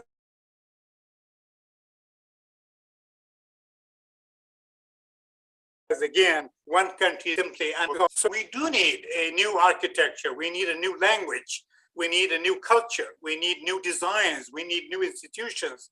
We need new organizations for economic development, for peace, for democracy, for justice, for decency, and for moving forward. In particular, I urge the world, I urge the United States ruling class to solve immediately the desperate problems of Afghanistan, to rescue Afghanistan, because it was the United States and its so-called allies that destroyed Afghanistan. The United States and its allies are morally responsible to help rebuild Afghanistan and to bring peace, justice, democracy, prosperity, autonomy, independence, sovereignty to a devastated country. The United States is on trial. In fact, humanity is on trial. History will judge us. So we need a new paradigm. We need a new culture. We need new institutions, and everybody better must listen to it and adopt these and actively promote them. Thank you. Sure.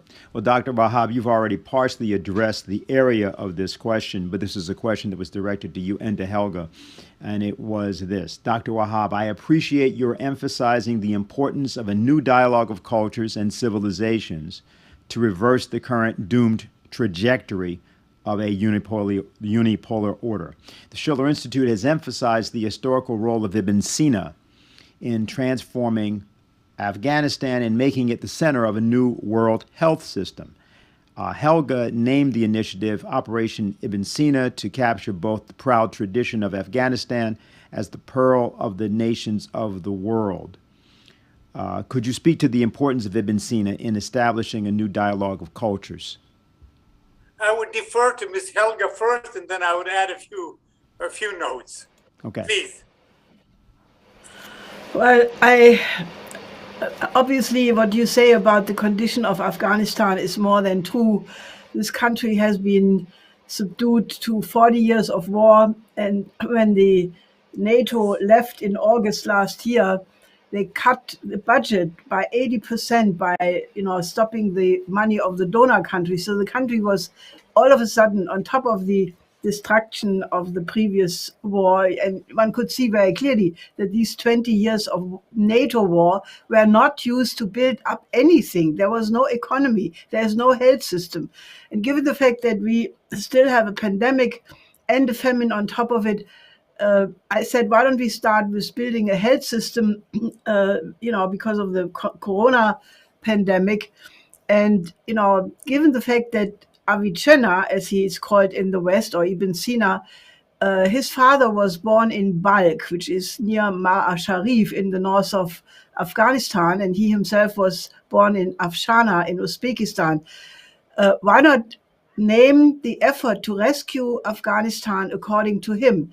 He was one of the great doctors of all of universal history. He's on an equal level like Galen or Hippocrates, and he contributed a canon of medicine, which was the standard book in medical science, even in Europe, until the 17th, 18th century. But he was also a great philosopher. He developed conceptions which are still extremely important for modern science. Like, for example, he discussed a proof of the immortality of the human soul, which I can only encourage all our viewers to watch, because to think about the immortality of the soul is a very, very important question for the identity of human beings. Because if you think that you are just a accidental CO2 footprint who disappears after you're dead, then that has tremendous implications for your morality. And Ibn Sina developed a beautiful image of the immortality of the soul. And he also had such ideas like about the eternity of the universe. Now, this is a very deep fundamental question. Is the universe, was it created? Did it occur with a big bang? Or was there anything before? Now, this is if you start thinking about it, it's really the most profound, or one of the most profound questions. And the James Webb telescope hopefully will give us some answers about the structure, what happened before the so-called Big Bang happened, which is questionable if it did indeed occur in this way. Now, that is why I thought that you need a figure who represents the pride and the absolute best intellectual tradition of Afghanistan, to give a people which has gone through so much hardship for 40 years and many centuries before, but especially the last 40 years, you need to have a vision of a golden future. And that region of the world was once called Bactria, and the land of the 1,000 cities. And there are now even new archaeological findings which pertain to that golden period, where there was a very rich developed bronze culture, and artifacts are being found which must be preserved. So there is you need an inspiration. This is why the Schiller Institute is called Schiller Institute, because what we want to do is I created the Schiller Institute 34 years now. Is it? No, it's longer. Anyway, 38 years, with the idea that we need a just new world economic order, and that we need a new renaissance of classical culture and a new paradigm. So nothing has changed in our approach. And when I was thinking, how would I name such an effort? I came up with nothing better than the image of Friedrich Schiller, because he has the most beautiful image of man, the beautiful soul, the limitless perfectibility of the creative reason. So, in any case, that is why Ibn Sina, I think, is a absolutely inspiring idea to have a better future for Afghanistan. And I think that idea is becoming more and more popular by many exile Afghanis who, really, they have a desire to help to rebuild the country. So I just want to say, we are not giving up on Operation Ibn Sina. Just to the contrary, we are totally determined that that becomes the beginning of a much better future of Afghanistan. Dr. Wahab? I may add, Sure. Ibn Sina was just a symbol, actually, of a country, a way of life, and a civilization, if you will. As you know, Afghanistan was the center of the Islamic civilization during the 10th and 11th century. It has contributed to not just the region, South Asia, but also throughout the world. You have all heard the names of Ibn Sina, and then later Ibn Khaldun in another part of the world, but Maulana Rumi, Balkhi,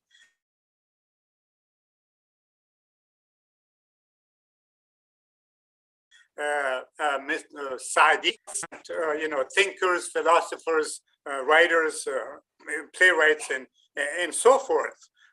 You all have heard about the Ghaznavid dynasty again during the 10th, 11th century, which spread civilization, in fact, the major religions throughout that part of the world. In my own memory, I remember as a child, Afghanistan not only self-sufficient economically, it wasn't a highly developed country, but it was very self-sufficient.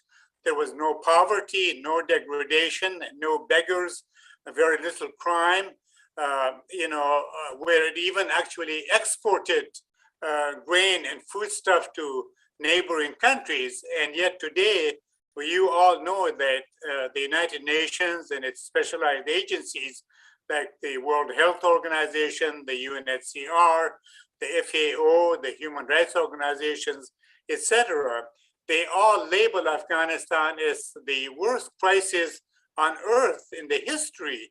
Can you imagine?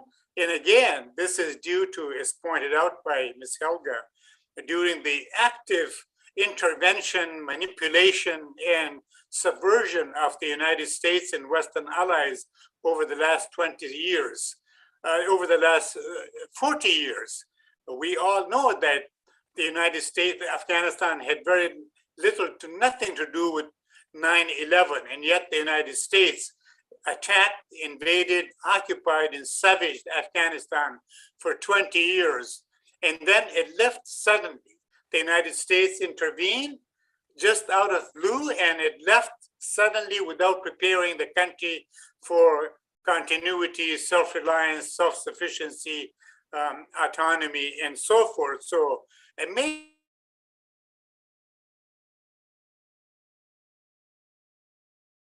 historical crime, and it's been corrected again by the very people who lecture the world about peace, justice, democracy, human rights, etc. The world knows that all of these are half lies, that the United States and the Western world itself has problems of justice, democracy, freedom, autonomy, and so forth. So the United States and its allies must fulfill its historical moral responsibility toward not just Afghanistan, which it destroyed, but also the many, many countries which has destroyed throughout the planet. Thank you. Yeah, Dr. Wahab, we're going to have another question for you, not at the moment, but it's a very specific one I'll come back to. But we had something for Mike and also for Diane by implication. You'll see why. So this was from Fred Haiti, directed at Mike Robinson. Despite the horrifying images, in research I did on computers generating music that pretended to sound like Bach, it became clear that no computer can ever become a Bach, and a large part of the operation is trying to turn Bach into a computer. Going back to the days of switched on Bach, he's referring to a particular recording that was released in '67 by Walter Carlos, who, by the way, later became Wendy Carlos. This seems similar. You cannot brainwash machines into thinking they are human. Ironically, they know better. You can brainwash people into thinking they are machines and acting thus. So that's the comment, and it was directed at you, Mike. So if you want to say something now first, and then maybe Diane may have something on the musical side. Well, Yeah, that is the danger, of course. And you know, the last comment I made in the presentation about the sort of legal aspect of this, and the idea that in the metaverse, in the virtual world, you have the same problems and require the same laws, because what that is effectively doing is trying to teach people that your avatar in the virtual world is equivalent. It has equivalence to you as a human being in the real physical world. It's very much about convincing people that to be machines, and the idea of merging with the machine is very much part of this philosophy. And you know, it's probably, well, I mean, there's lots of money being spent on this, but it's probably many decades before anybody gets even close to this vision of the future that they have, even if they can actually achieve anything, which I'm extremely skeptical about. But in the meantime, it is having this extremely detrimental effect on people's ideas of themselves, of what humanity is all about. It's all about sensory overstimulation of senses. It's not about creativity. And so, you know, the danger is that people are drawn into this. And of course, the younger people already are. Jacques was talking about first-person shooters, these games, and how immersive that they are. Well, this virtual reality, as immature as the technology is at the moment, is 100 times more immersive. It is all about, as I say, just sensory stimulation. And of course, it removes and educates the idea of creativity out of the minds of people. So it's effectively stealing people's minds. It is extremely dangerous. It needs to be opposed, I feel, because you know, there is so much more that is beautiful in the real world, and so much more to discover in the real world. We don't need this type of culture that's being imposed. Okay, Diane, you have anything to add? I'm sorry, my mind is kind of thinking of so many things on this question. I think one aspect of musical performance, which also gets at the question of Schiller's conception of educating your emotions, which is really educating your identity, so that to do something good becomes natural and what you want to do. You see this in great music. I had a conversation once with Lyndon LaRouche about reading Shakespeare, and the people that we were reading together with read everything in a kind of monotonous way. Very hard to get the nuances of what was actually going on in the play. And as any great drama, there's always many things going on simultaneously. There are many layers and directions that could go. And he said, well, why don't you start by taking the great operas of Verdi or Mozart or, you know, whoever has set settings like Macbeth comes to mind, or in a play by Schiller, Joan of Arc. Take the operatic settings of the play that you're reading, so that the people working on the drama can begin to get a sense of the emotional quality that is necessary to understand this.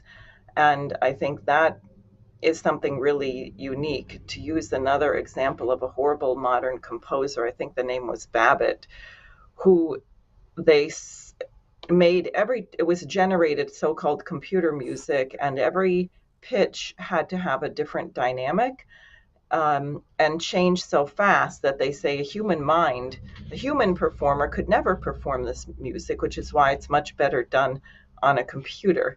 Again, the arbitrariness and the lack of any human emotion, and I don't mean an emotional state, but an emotion which educates your identity to take the action that is necessary when confronted with a certain problem that needs your action. Yes. Jacques, I figured you may have some things to say, and there's also a question that came in that might, which is direct in your direction. It's from Omar, and he says this. I thank you for this excellent meeting and sharing. I followed the speeches and discussions with great interest. The very varied themes involving not only the international financial system, as the title implied, but also what projects our existence and its meanings as human beings. From my position as an educator in the engineering sector, and in particular finance, automation, and computer science, I've always wondered about the place that human values should take in Sufism and meditation, so as not to make our engineers monsters and predators. What do you think? Again, I thank you very much for the quality of the speakers and presentations. That's for me? Yeah. Then take a French pianist or an American pianist today. They start playing the notes. They start playing the script. And what's left out is the mind of the composer. Bach is not there, Beethoven is not there. So it starts like that. And if you have classical culture reduced to this transmission of a well-wrapped technology, then the young people, the adolescents, the teenagers, will be attracted through sense perception and through intense and more intense sense perceptions. And then you will have a loss of the quality of understanding of what a human mind is. And this is what happens in our society. You can put it in another way, where the whole youth, and not only the youth, is immersed into images of a virtual world. It's all these video games, all what Mike mentioned, and it's also pornography. Pornography is about 50% of the internet work of what happens in internet.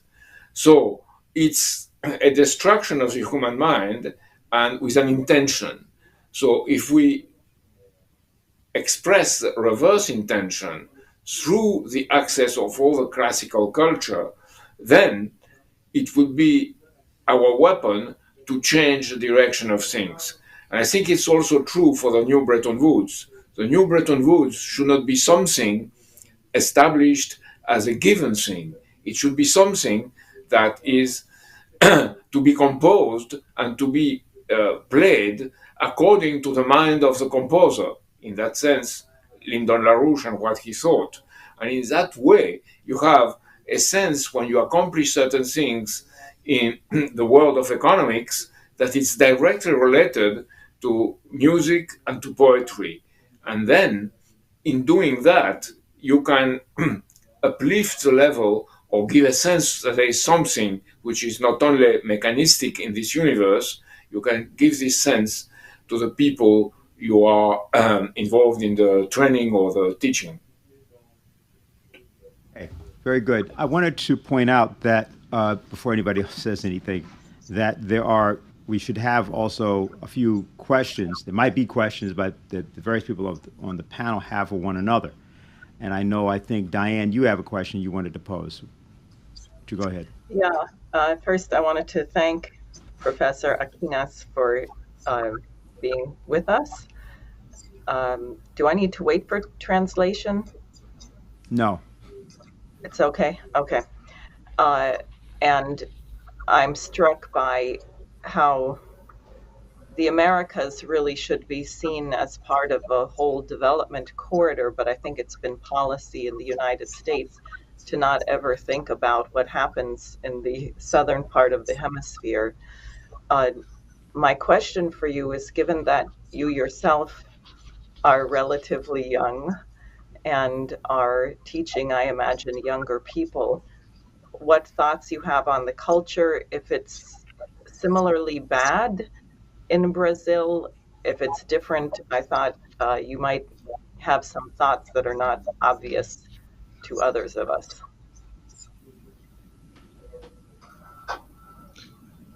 Saludos a todos. My greetings to everybody.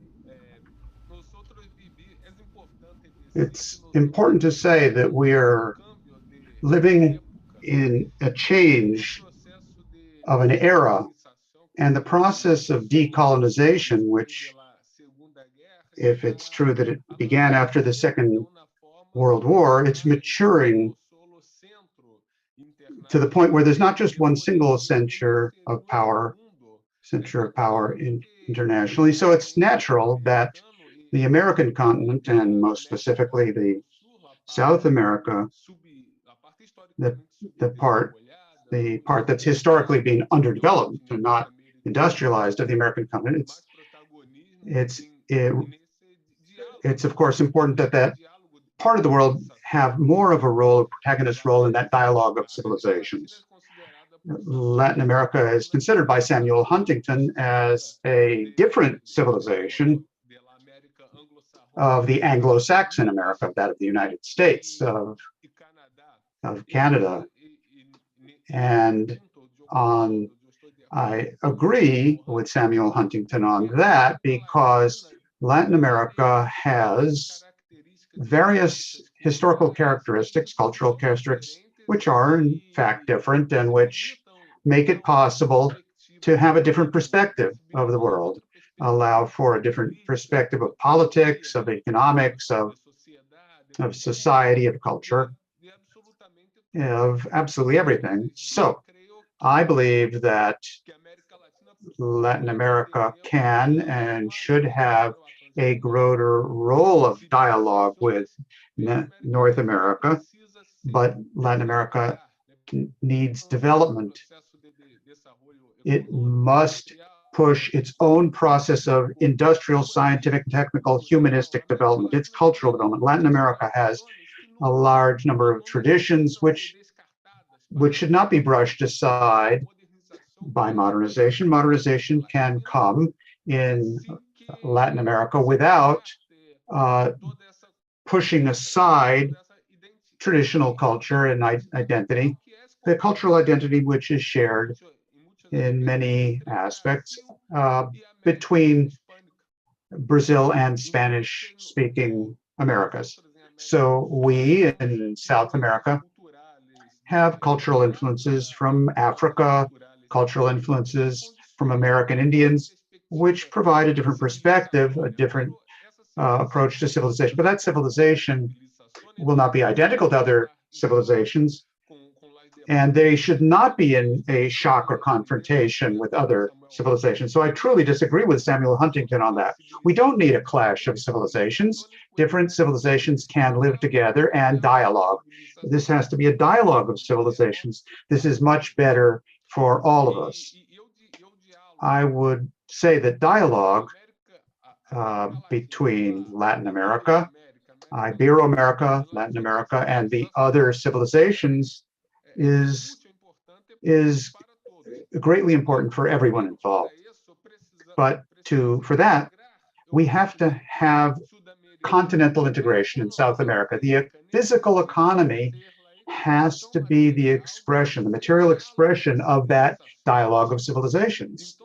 So there's no reason to have rivalry economically, geopolitically. There is no need for any reason to have imperialism. Imperialism, as is being shown over these recent times, is bad even for the imperialist countries themselves. So what we need is to have that integration of Latin America. We must have integration in terms of the physical economy. South America's integration necessarily means integrating Brazil, because a large part of the South American heartland is Brazilian. Brazil has borders at the interior of the continent of South America, and the integration of South America can make it a pole of development, a technical, economic development, and also promote its culture. It's promote its own perspectives, its traditions, its heritage, and that's very important for the United States as well, because the United States also has a large number of different populations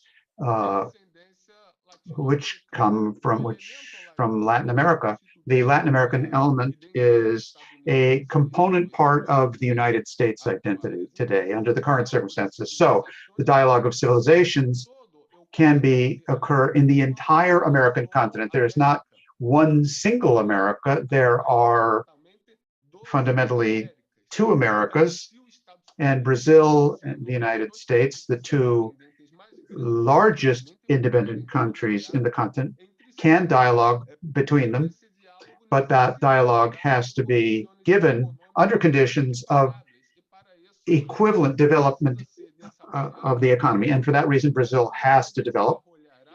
If Brazil will not develop and Latin America will not develop without a strong state with a national mission, a national development project, which will stimulate the physical economic capabilities, will improve the physical economy based on a kind of planning on a long-term basis. So, to the degree to which Latin America develops, its culture, its heritage, its identity will be promoted on an international scale and level, and Latin America can play a role of natural leadership with Brazil's natural leadership. I'm not saying that Brazil is going to be an imperialist country. Its own constitution and history is not imperialist, because in Brazil there's a real mixture. We don't have in Brazil the kind of multiculturalism which exists in other countries, because here the cultural differences are not resolved by multiculturalism, but by assimilation. So Brazil has a cultural capability of assimilation, both because of from the Portuguese side, from the Amerindian side, which is very open to such an idea of integration with other cultures. So Brazil, because it is such a large country, because of its economic importance, because of its population, has the natural leadership of Latin America, of South America, and South America needs Brazil to be able to achieve integration, to be able to develop, and to be able to dialogue with other civilizations, with the Anglo-Saxon American or the North Atlantic, with Africa, with the Far Orient, with Russia, with India, and with all of the civilizations. So what I see is a very positive perspective for the future,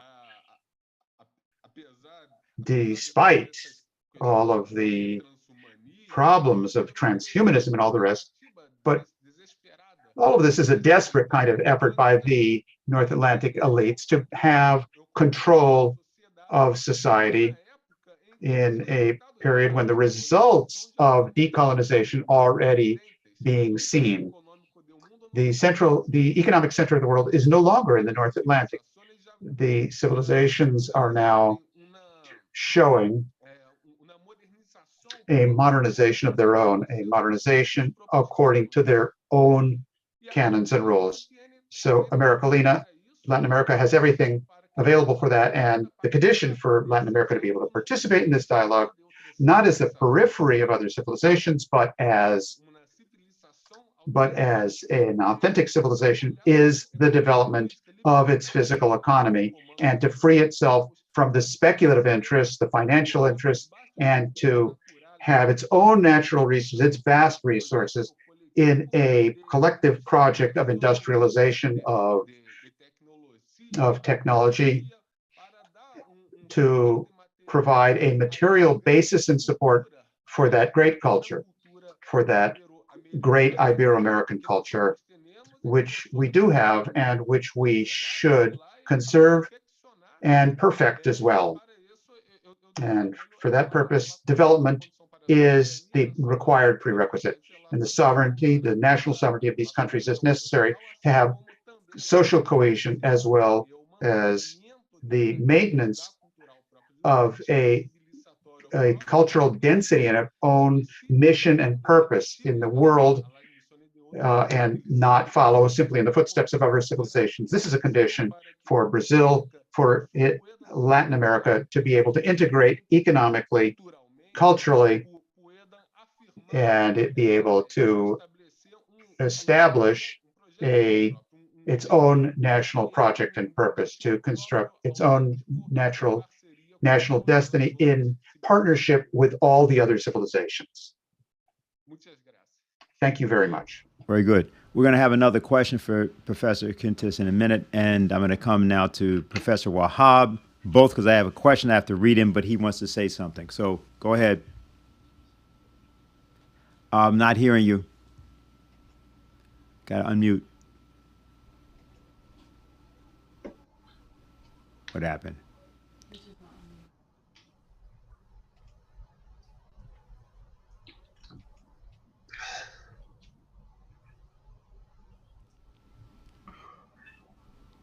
No, we're not able to hear you.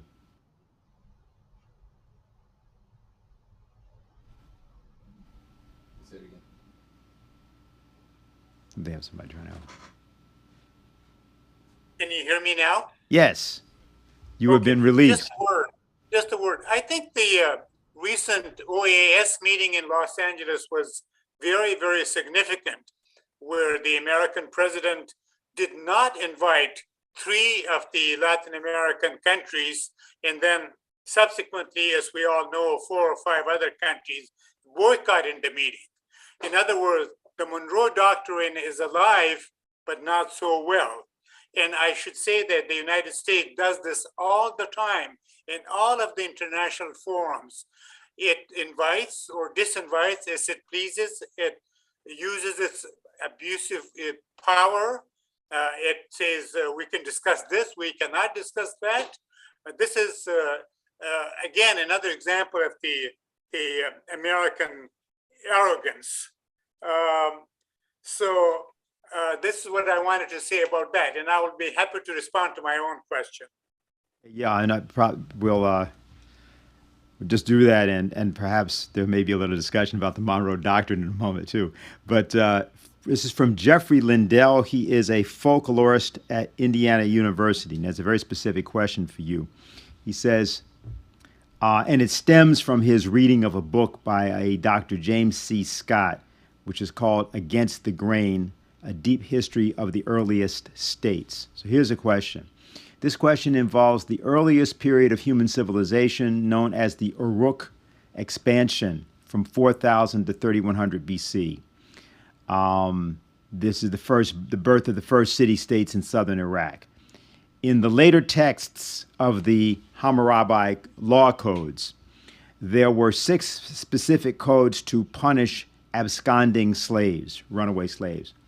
Can you comment on any parallels between the early rise of militarism in the lower Mesopotamian region and its interrelationship with slavery, with that of the new globalization of the world under the stewardship of a European-style military economic colonialism?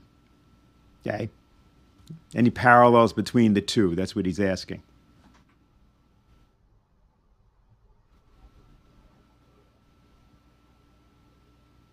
Are you able to hear us?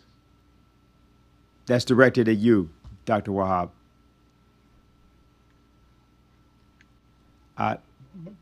We're not able to hear you again. What happened?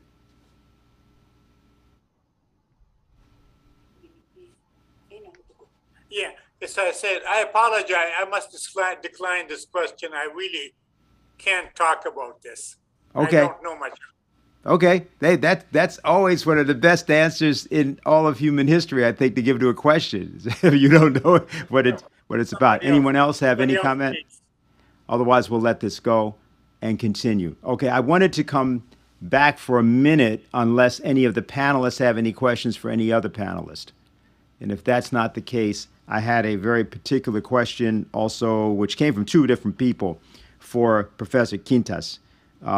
Came from Rosie, who's Brazilian, and Tim Rush. which was, could you elaborate more on the role of the BRICS countries, Brazil, Russia, India, China, and South Africa, in developing a dialogue of civilizations? And that's for you, Professor Quintas.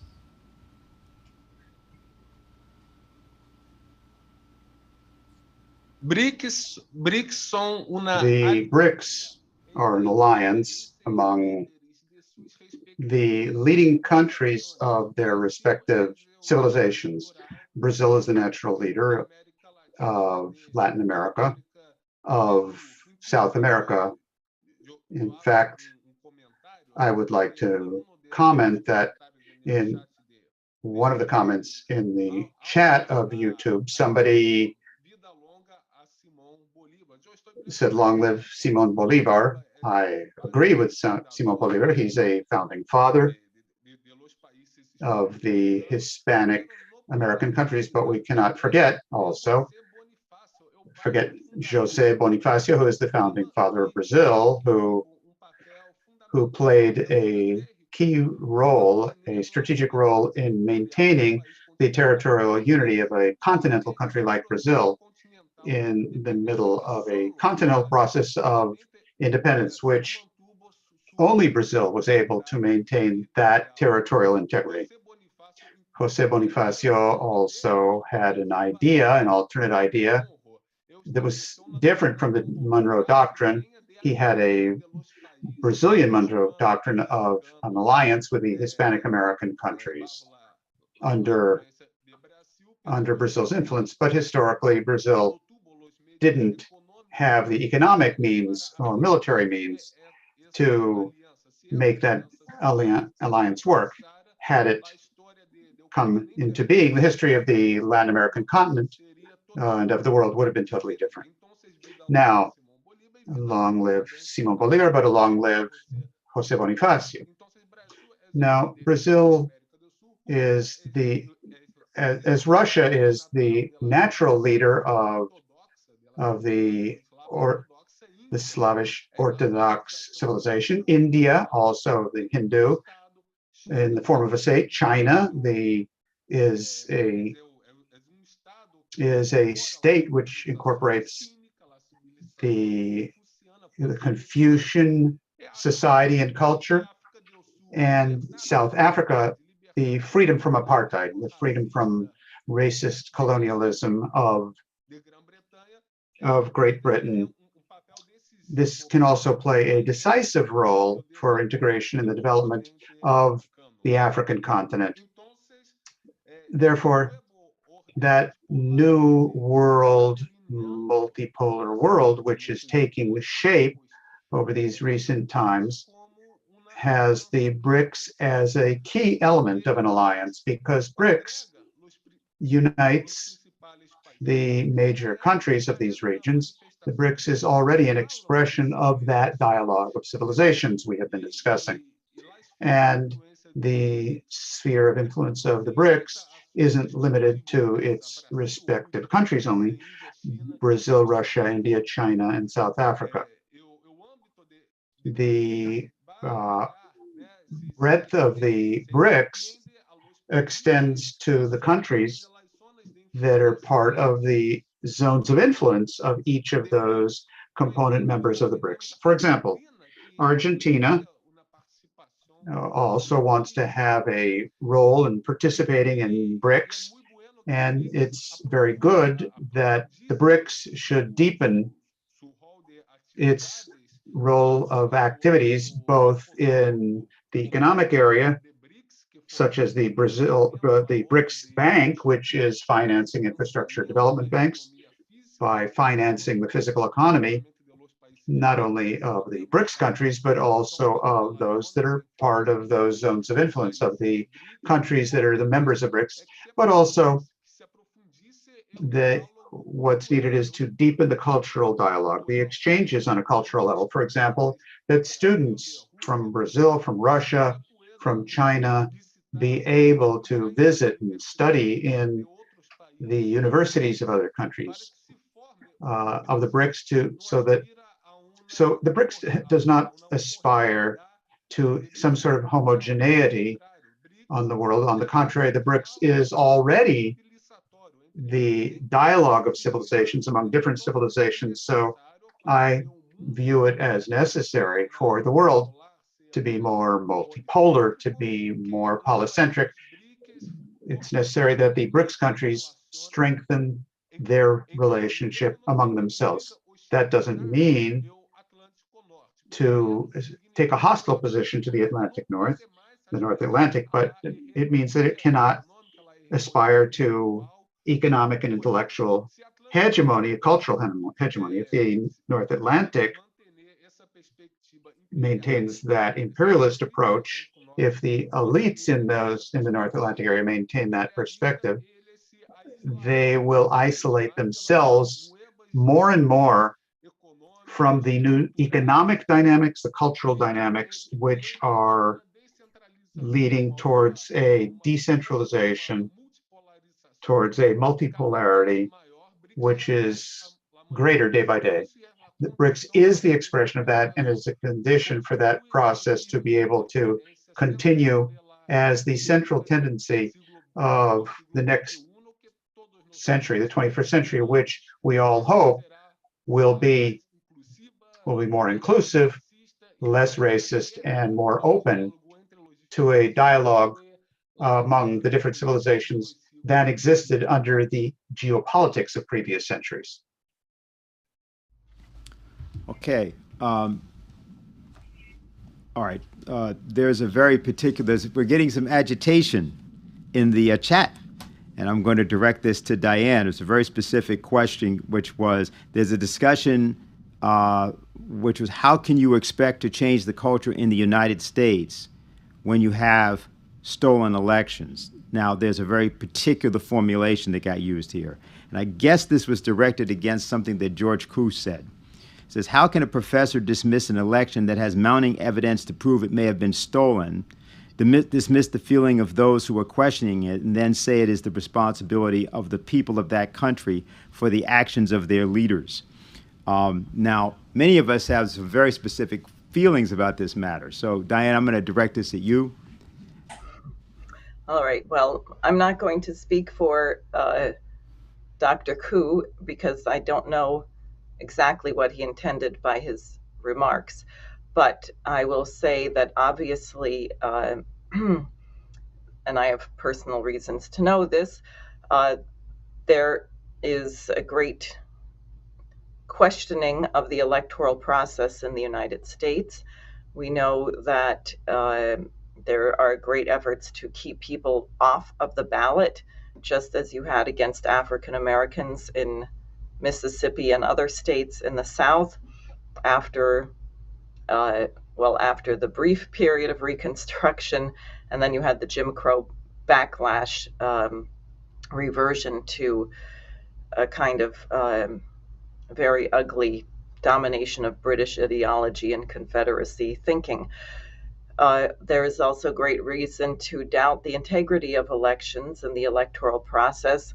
Many of us experienced this firsthand working with Lyndon LaRouche.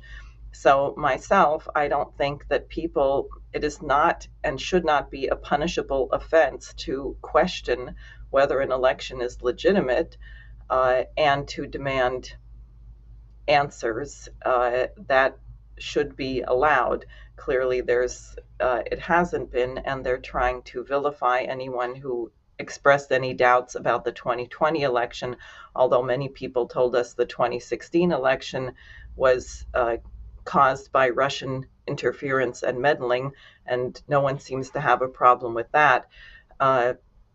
It is a challenge, and I think this brings us really to the poetic domain, and actually I think Helga may have some things to say about this as well, because I have been thinking, well, what is the lever? How do we in the United States change our policy if the elections are rigged, if they're that controlled, that you have these enormous amounts, even if you don't have outright fraud, you have enormous amounts of dark money that no one knows where it comes from and who gets it and how it moves. It used to be the case that you could go to a town hall meeting with your congressman, yell and scream. The representative representative, would get a sense of how people viewed a certain matter, and you might even shape their response because they had to fear that they would lose their seat or they wouldn't be reelected. Now that doesn't seem to be an issue. So then how does the average person change history? And I kept thinking about what happened in Berlin, what happened with the reunification of Germany, and what happened in Eastern Europe, where I would say in East Germany, people probably certainly didn't have more freedom than we have in the United States. You had an enormous number of people working for the Stasi and spying on each other and so on. But somehow there was a way, the economy was disintegrating, and people rose to a moment which was part of an international process, really, to completely change the government and their situation. That's very interesting. And I think that kind of change really exists in the domain of culture and poetry. Shelley talked about this. Schiller talked about it. Schiller became very important in those days when the Berlin Wall came down. And I think we in the United States actually have to consider the American contributions to culture, which may not be what people think of in terms of, say, music or art, or even though some of these things exist. But the question of culture is the identity of humanity. What's in our founding documents? Why are all human beings created equal? What does that mean? Why does it say life, liberty, and the pursuit of happiness? What is this question of the general welfare? These are actually cultural questions, I would submit. So the people are correct in expressing a certain frustration or concern about the electoral process, but that doesn't mean that we cannot defeat a certain policy direction in this nation by coming to it from perhaps a higher principle, a more universal principle. But I would really be curious, actually, to hear what Helga has to say about this. Helga? Well, it's actually an interesting question because, the peaceful revolution of East Germany was triggered by a couple of factors. One of them naturally was that the economy was failing, but more importantly, the population somehow lost the trust in the political leadership. And then a strange, almost on the scale of things, almost non-important issue, like the right to have visas and to travel, became actually the trigger for this whole uprising or peaceful uprising. And, coming back to the earlier discussion, I think the reason why we are discussing this question of culture is because, it seems to me that if you look at the United States and you see this incredible increase of violence, of mass shootings in schools, in malls, in churches, and always related to weapons. And I know the whole debate about right to have guns. I don't think the founding fathers meant to have semi-automatic military weapons when they said everybody has the right to defend themselves. This has completely gone out of control. But, if people realize that these mass shootings and the drug addiction, and it's proven statistically that where you legalize drugs, the crime rate does not go down, to the contrary, that people somehow, take that issue as an absolute warning sign that the American society is sick, is collapsing, that there is some horrible thing happening. And that if people would then say, okay, we will reject anything which has to do with violence. You have the Martin Luther King civil rights tradition, which is a very good reference point, but also, the question of ugliness. If people start to reject anything which is ugly in culture, and say, this is degrading, this is This is not something we should accept. We should not allow our children to have it. I think if people would unite on such an issue, that could become, a peaceful way of changing society. There are many people who say the United States may go up in civil war with militias, and I don't think that is the road anybody would wish to go. But if people would unite around the idea that the identity of America has to be beautiful, a beacon of hope again. And, let me just, I don't want to make a long sermon, but let me just mention one thing. The reason why ugliness is so devastating is already Plato did not want children to watch the great tragedies of the tragedians. If you have ever looked at them, they're really cruel and brutal, because he said the mind of the children will be damaged by even, these great tragedies, because they can't cope with it. Now, if you think that how children are exposed to anything, you can, I don't even want to start quoting it, but there is nothing children cannot access in the internet, while they are completely unprepared to deal with it. And that is something, Schiller, for example, wrote a very important paper, which I want to encourage people to read. It was called The Limit of the Use of the Law in Art, where he very clearly said that even if you present horrible things, you cannot go out of your way to make it horrible, or to make it so demonstrative that the blood is dripping on the stage and that you see the cut of fingers. I saw a performance of Tosca recently where the person was cut off the fingers and then running around with a bloody stump. It was just horrible, and Schiller was very emphatic against that. And also Lessing, he wrote this whole thing about the Laocoon, that even in these Greek sculptures where you express death agony, it's still not ugly. The mouth is not ripped up like a abyss. It's just expressing pain, but not in an exaggerated way.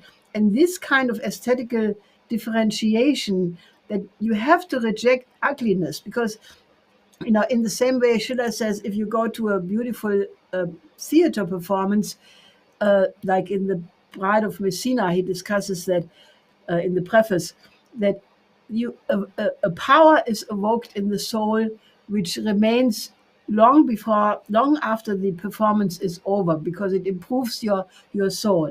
But on the contrary, the same thing happens also when you allow yourself to be exposed to ugliness. That ugliness remains in your mind as well, and you keep thinking about it for 3 days or 5 days, and it just tortures and ruins your soul. So I think, my sense is that if in front of these mass shootings, Americans would say, we do not want our society to go under like that, and we reject ugliness, we reject violence and excessive things of that sort, that could be a beginning of the healing. And I think, Americans should start what is necessary to heal society, because it's in big trouble. All right. So we have several other things. Dr. Wahab, I'll come back to you in a minute, but I want to begin to wind up as we're approaching time. And Jacques, I'm going to have a question for you after Dr. Wahab makes his remarks. Go ahead. Yeah, go ahead. Do you have something you were going to say? Who, me? Yes, you put your hand up. Yes. Regarding this issue, if you've been paying attention to the situation in the United States, you can clearly see that there has been a shift in the United States in terms of culture, politics, economics, society, ideology, and so forth, since the 1980s, the presidency of Ronald Reagan. And this shift to the right, if you will, culminated in the attempted coup d'etat in the 2020 election. You can clearly see the forces of reaction, I would say, on the ascendance and very emboldened. They're very vocal, they're very active, they're all over the country, and they have penetrated all kinds of organizations and institutions and procedures and so forth. I think to really achieve clarity on the polarization between left and right in the United States, I would suggest that you review the hearings of the Election Commission and the work about it. It's very, very clear as to what has been happening in the United States, what it means, and what it portends for the future of democracy, safety, security, equity, decency, and humanity in this country, and how it erodes and undermines the moral, political, and authoritative position of the United States in the world. This is very, very serious. So I suggest you read more and watch some of the proceedings. Thank you. Actually, there may be a different suggestion. Diane, do you have anything to say about this? I'm not sure what he's referring to about the Election Commission. The congressional hearings about the United States election. The January 6th? Yeah, that's what he's talking about. Yeah, this is a terrible clown show. It's just part of getting everybody, you know, on that, I have to say, the January 6th events really remind me of what happened in the Maidan in Ukraine, where you had snipers firing into both sides of the crowd to try and get everybody hysterical. So there has been an enormous amount of evidence which is not being heard on the role of various intelligence agencies and police and so on. And I am not defending anyone who did anything violent or foolish, like believing they could storm in there. But this is clearly being used to create a situation where the Congress is virtually on lockdown. People cannot even go door to door and visit their representatives anymore.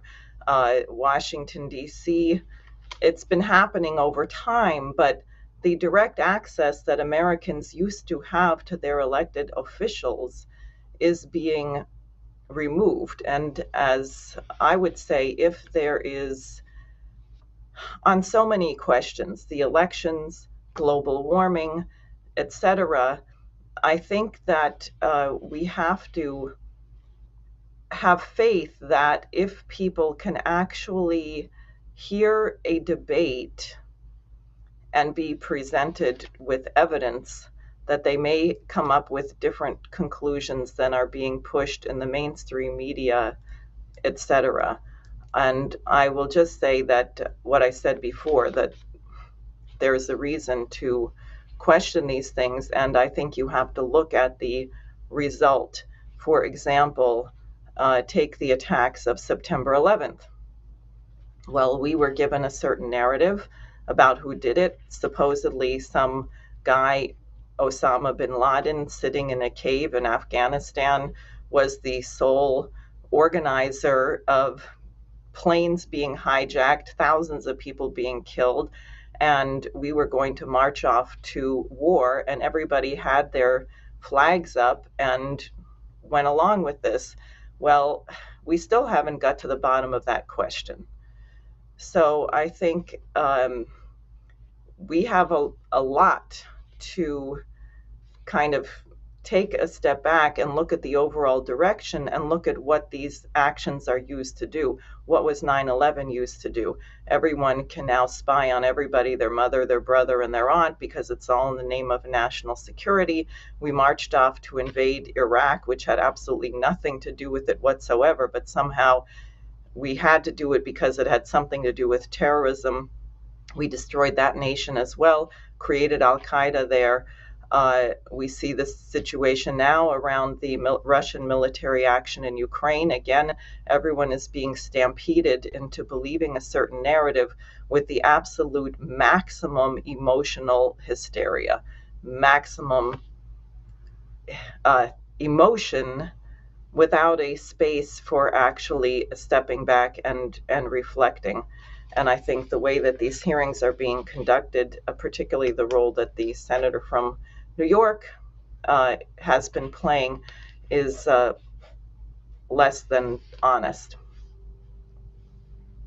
What I'm going to do is this. We are sort of coming up to end of time, but not the end of time, but and we're going to have everybody do summaries. Now, there are a lot of questions. That's probably good.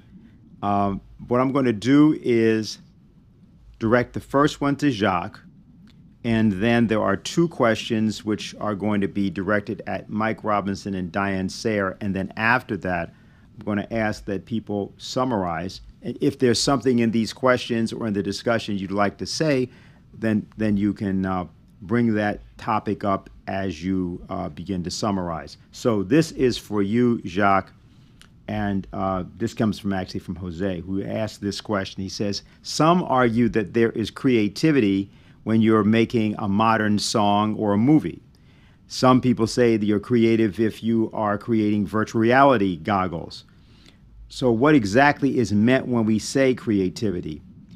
Is it mean to simply create something new, or is there something different that it means?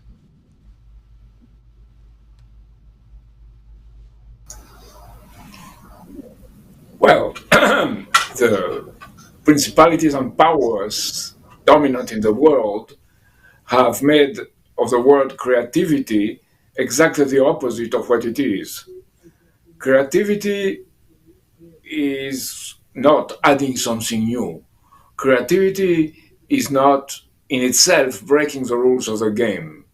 What creativity is to establish social and personal conditions where human beings act as human beings, which means that they care for the society, they care for the other, and they enter in what we in the Schiller Institute and the Chinese with their One Belt, One Road work for, which is cooperation, connectivity, win-win, and a world where everybody is involved in improvement in all sectors, from art to science to politics. And then it creates a better universe, which is in congruence with the laws of the universe itself in its development. And then we're human. We have this unique quality to be human. The rest is not creative.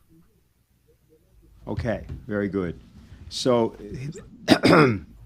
these are the questions that are, there's two questions, and they go to both Mike Robinson and Diane. First one is from Renee Segerson.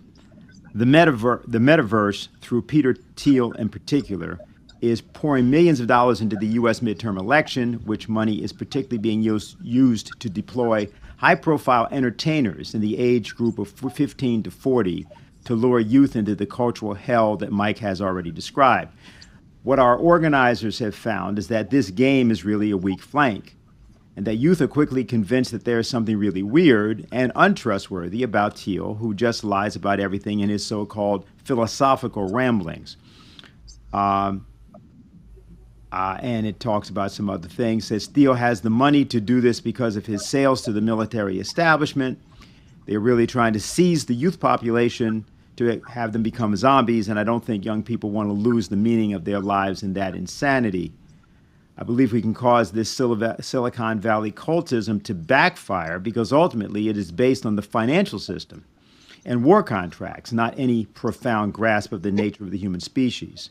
You can't fool all of the people all of the time. So that's what Renee says. And then there is a second question from Benneth Tamaritz from the Christian Democratic Party of Peru, and that says, transhumanism as an ideological current could be considered as the ideological doctrine that is intended to be imposed as a single thought promoted by Davos and other power groups, because one of the main ideologues of that current is the ineffable Yuval Harari, Carl Schwab's main advisor.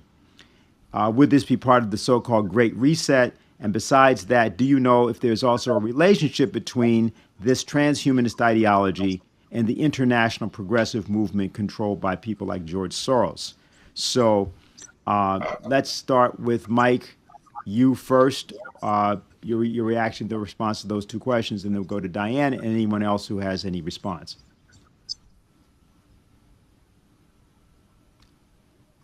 Sorry, I'll unmute myself.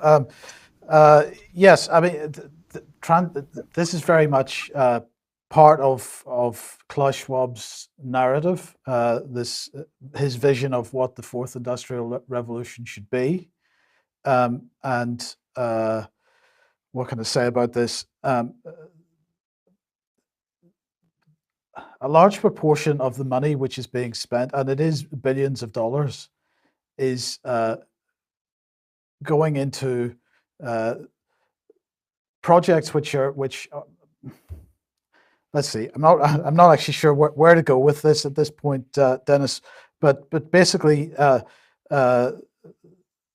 Peter Thiel and Elon Musk and these guys are very much pushing the same type of narrative as the Great Reset and the main protagonists of the Great Reset.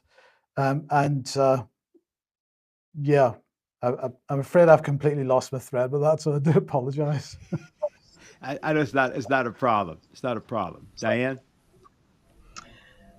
Well, I was thinking in terms of this agenda or the disorientation, actually, the way that Professor Quintas answered my question was not so much on this question of the cultural assault on younger people, but the mission of a nation or the need for development. And I definitely don't want to say that people become susceptible of becoming insane when their standard of living is too high, or they don't have to go out and farm and dig in the dirt and get a sense of certain physical principles. But I think there is a necessity to have a commitment to moving forward, continuing the development of the creative powers of the human mind. And this is what these characters all discount. They believe that, in a sense, they control what people think, or they can, which causes them to make terrible miscalculations, like the 17 intelligence agencies who deployed heavily to ensure Hillary Clinton would be elected in 2016. And they were very shocked when that didn't occur. I was also thinking in this regard, this necessity of development, what does it mean? Anyone who's read Dante's Commedia, you find your own mind a certain laziness. Everyone wants to read the Inferno, right? It's completely fascinating. Who does he put in which circle of hell? Why are they there? It's gripping. It has all these, the things that draw us, the intrigue, like the hot button issues on the social media. Then you get to Purgatory, which is more challenging to work through with certain problems. Then you get to Paradiso. And for many people, I know the first time I read it, I sort of this is years ago. Hopefully I'm improved now than my initial reading, but I sort of lost interest. Thought, okay, we're in Paradiso. What's the point about flames and candles and lights? And I mean, actual experiments where you're exploring the nature of creativity and discovery. So I think perhaps the antidote to these problems is that we have to be perpetually goading ourselves to solve the problems of mankind, and not merely the physical ones, which I guess we better start with right away, since there's so much starvation and strife on the planet, disease. We have to solve these problems of famine, of disease, of electricity, of running water. These things have to be done, but that is not sufficient for a human being. And I think the work going on with the Hubble telescope should give us a sense of how small our planet is in the scope of the universe, but even as small as we are, we know so little about this little place where we are and our connection to the universe that should be seen as a very big challenge. So I know that's not a very direct answer to what was asked, but I think we have to get out of this trap. All right, so we're at the point that we'll start to do summaries now for the panel because we're going to now draw to a conclusion. I want to start with Dr. Wahab. You have to unmute again. Probably get your assistant. You need to get your Leonora in there, I think. All right. We're not hearing you.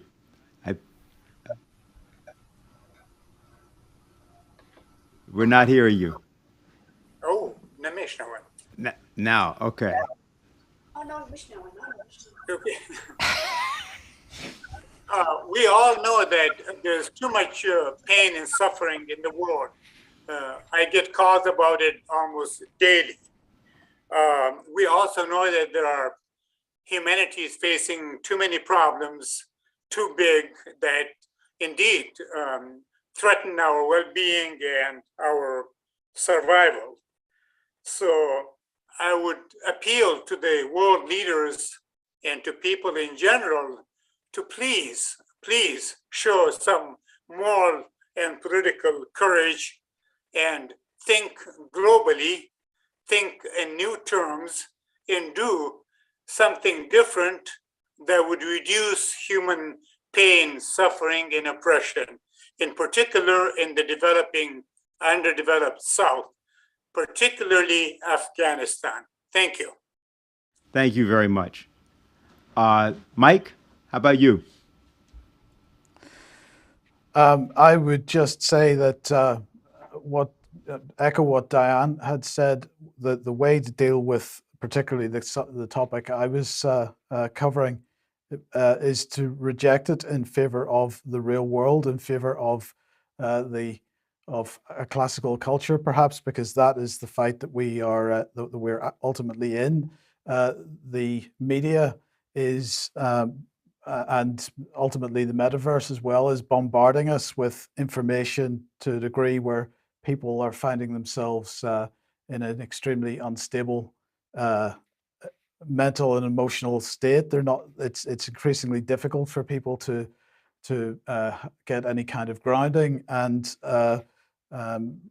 perhaps they need to reject that kind of overstimulation of the senses, as it were, and go back to reading some books, some poetry, and listening to some proper music. Okay, thank you. We're going to go to Professor Quintas, but as I do, there's one comment for you, Professor, from Susan Bowen. She says, in the early 1990s, as part of the Dialogue of Cultures concept, the Schiller Institute Chorus learned and performed a requiem mass by the African and Brazilian composer José Mauricio Núñez y Garcia. It is a fine composition in the tradition of Mozart. Given that universal classical culture is critical for the development of physical economy and scientific progress, wouldn't this be an appropriate presentation for when the bi-oceanic corridor is completed? So that's an offering of a suggestion, I think, more than anything else. And so we'd like to hear your final words to the panel today.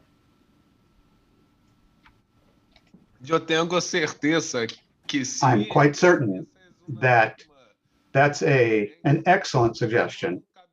There's a whole channel of classical culture that Brazilians have produced and can be taken advantage of. Unfortunately, it's somewhat forgotten in recent times, but I do think that that wave of irrationality that exists in Brazil, not just in Brazil, but in the whole world, the whole Western world, including in the periphery of the world, of the Western world. This is simply a last expression of the financial domination, which was established not only in the realm of finances and economics, but also in the domain of culture. That culture, culture of extreme individuality, which denies the social context of surrounding individuals, and also the higher values, moral values of people, when they lose all cultural references that are positive references, and they limit themselves only to their own most base sentiments and feelings. All of that was a strategy of domination, financial domination, which is being eliminated at this point, and which another civilization are expressing their power, expressing their perspectives, expressing their cultures, and placing those on the front stage of the world. The world is not ending. The world is just beginning. And the world that is ending is the world of the imperialism of the North Atlantic. The world is beginning and is totally different, and it will bring new perspectives about man, about life, about civilization, about the world. And I believe that we need now more than ever to have that kind of a dialogue of civilizations, and that each civilization needs to pull forward that which is best of its civilization, the highest level of expressions of its culture, so that all of humanity can unite around the highest values of each culture, not of a single one perspective, but all cultures and all perspectives which are shared, and dialogue through them, with them, and reference each of them in their most noble expression, their most human expression, and not limit themselves only to humanity, but also to look at that which is divine within individuals.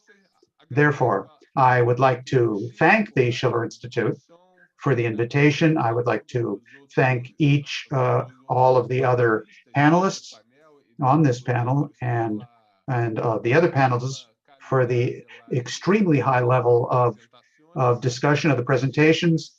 I must say the Schiller Institute is carrying out a very important role for creating a world which is a higher level world, a multipolar world, a better world, a more classical world, a superior level of thinking, which develops in which the welfare, material welfare, and the elevation of the spiritual level can walk hand in hand in all countries. Thank you.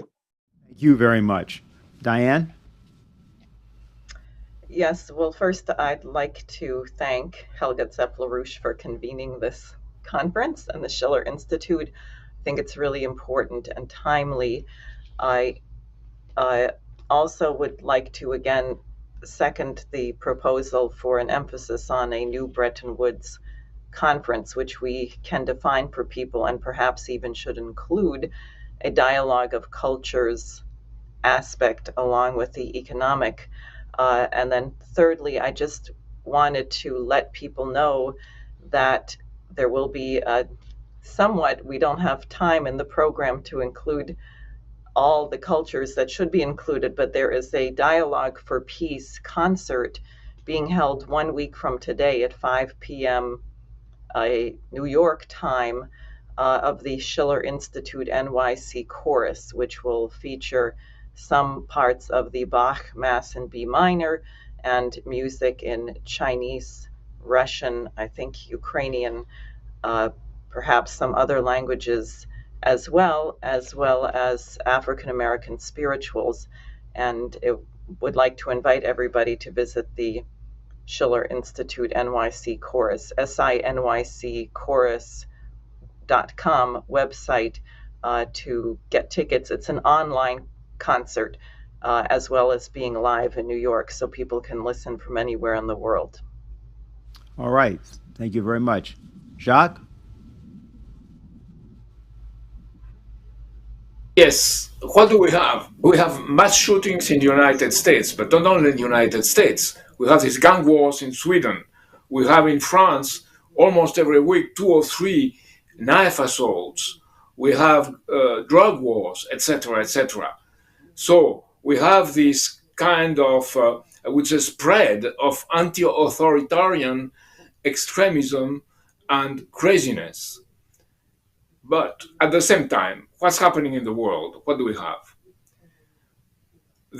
In the present conditions, the Ukrainian army is about to lose a war. But Macron, the French president, the Romanian president, the German president, and the Italian president go to Kiev, to see Zelensky and to fully support him. Much worse, at the same time, the NATO conference is taking place, the new NATO conference, the summit, NATO summit, on the 28th, 29th, and 30th, just after the G7. What is Stoltenberg saying about what they plan? Significantly stronger deterrence and defense, a culture of war, a kind of proto-Nietzschean culture of war, counterculture of war. Sustained support for Ukraine and other partners at risk, and I am pleased that President Zelensky will participate in our meetings. So that's an offense for Russia, and it's a crazy initiative, insane. Then we will also decide on a new NATO strategic concept, setting out our position on Russia, on emerging challenges, and the first time on China. This means global NATO. And it also means that the European Union is going to be only a military, is being transformed into a military form of organization under NATO. And most of European countries are NATO members, 24 over 27 or 28. So this is a situation, and it's an emerging situation, because we are on the brink of war, and the only thing that makes me hopeful and happy is that at the BRICS meeting, just before the NATO meeting, Argentina, Indonesia are coming, and there are other countries and the founding members of the BRICS, and to have Argentina and Brazil together is very good news. Then, what makes me hopeful and happy is what we have done today. And thank you very much for everybody, and thank you very much for you, Helga, to have organized this, which is key in the present situation. And also what makes me even more happy and hopeful is what we are doing together, what we are going to do together in the future. Thank you again. Thank you very much, Jacques. All right, Helga, this is the conclusion. So please go ahead. Well, I think we are in rapidly changing times, and I think any person in their right mind would reject the military European Union, because that would just be another geopolitical imperial, monster. But it's interesting that the former president of Russia, Medvedev, just said that he thinks the EU will fall apart before Ukraine can join. So that's some hope there. But fun aside, I want to reiterate the intention that in the next days we will issue this call for a new Bretton Woods and all the other things we discussed. And we are heading towards the perfect storm. I'm absolutely convinced that before the year is out, that things will have dramatically changed. And that is the moment where you can inject ideas. And if these ideas correspond to the interest of the mass of the people, they have a very good chance to be implemented. So I would ask all of you who are listening, all the panelists, but also all the people who have been watching or will watch this program, to just join us. I mean, what we need right now is just a large number of activists in all countries who help us to put this new Bretton Woods initiative on the table in such a way that it will change history. So join the Schiller Institute, work with us. If you have any questions, don't sit on the fence. This is not a moment to sit on the fence of history. This is the time to choose sides. And I can assure you the Schiller Institute is absolutely the right place to be. Yes, that's absolutely true. We also want to make sure to call attention for people who have been asking to the LaRouche Legacy Foundation's Lyndon LaRouche collected books. I think we have a graphic of this too, correct? Yes, that's what it looks like. This is available. Just reach us at the Schiller Institute site. And there are several volumes of this in preparation. So, Dr. Zaher Wahab, Professor Felipe Quintas, Diane Zaher, Mike Robinson, Jacques Cheminade, and Helga Seppel-LaRouche, I want to thank you all for being with us here today. We want to thank everyone who has stayed with us for the 2 days of our conference. I think everybody is now clear about what kind of assignments they've been given and what kind of world these assignments have to be carried out in. We've had some great examples of beauty and culture, including the dialogue we've just engaged in. And now what we have to do is take that dialogue out, if you will, to the streets of the world and cause people to fight on behalf of beauty, and that way reach true, real human freedom. Thank you all for participating for these past 2 days, and we will see you again.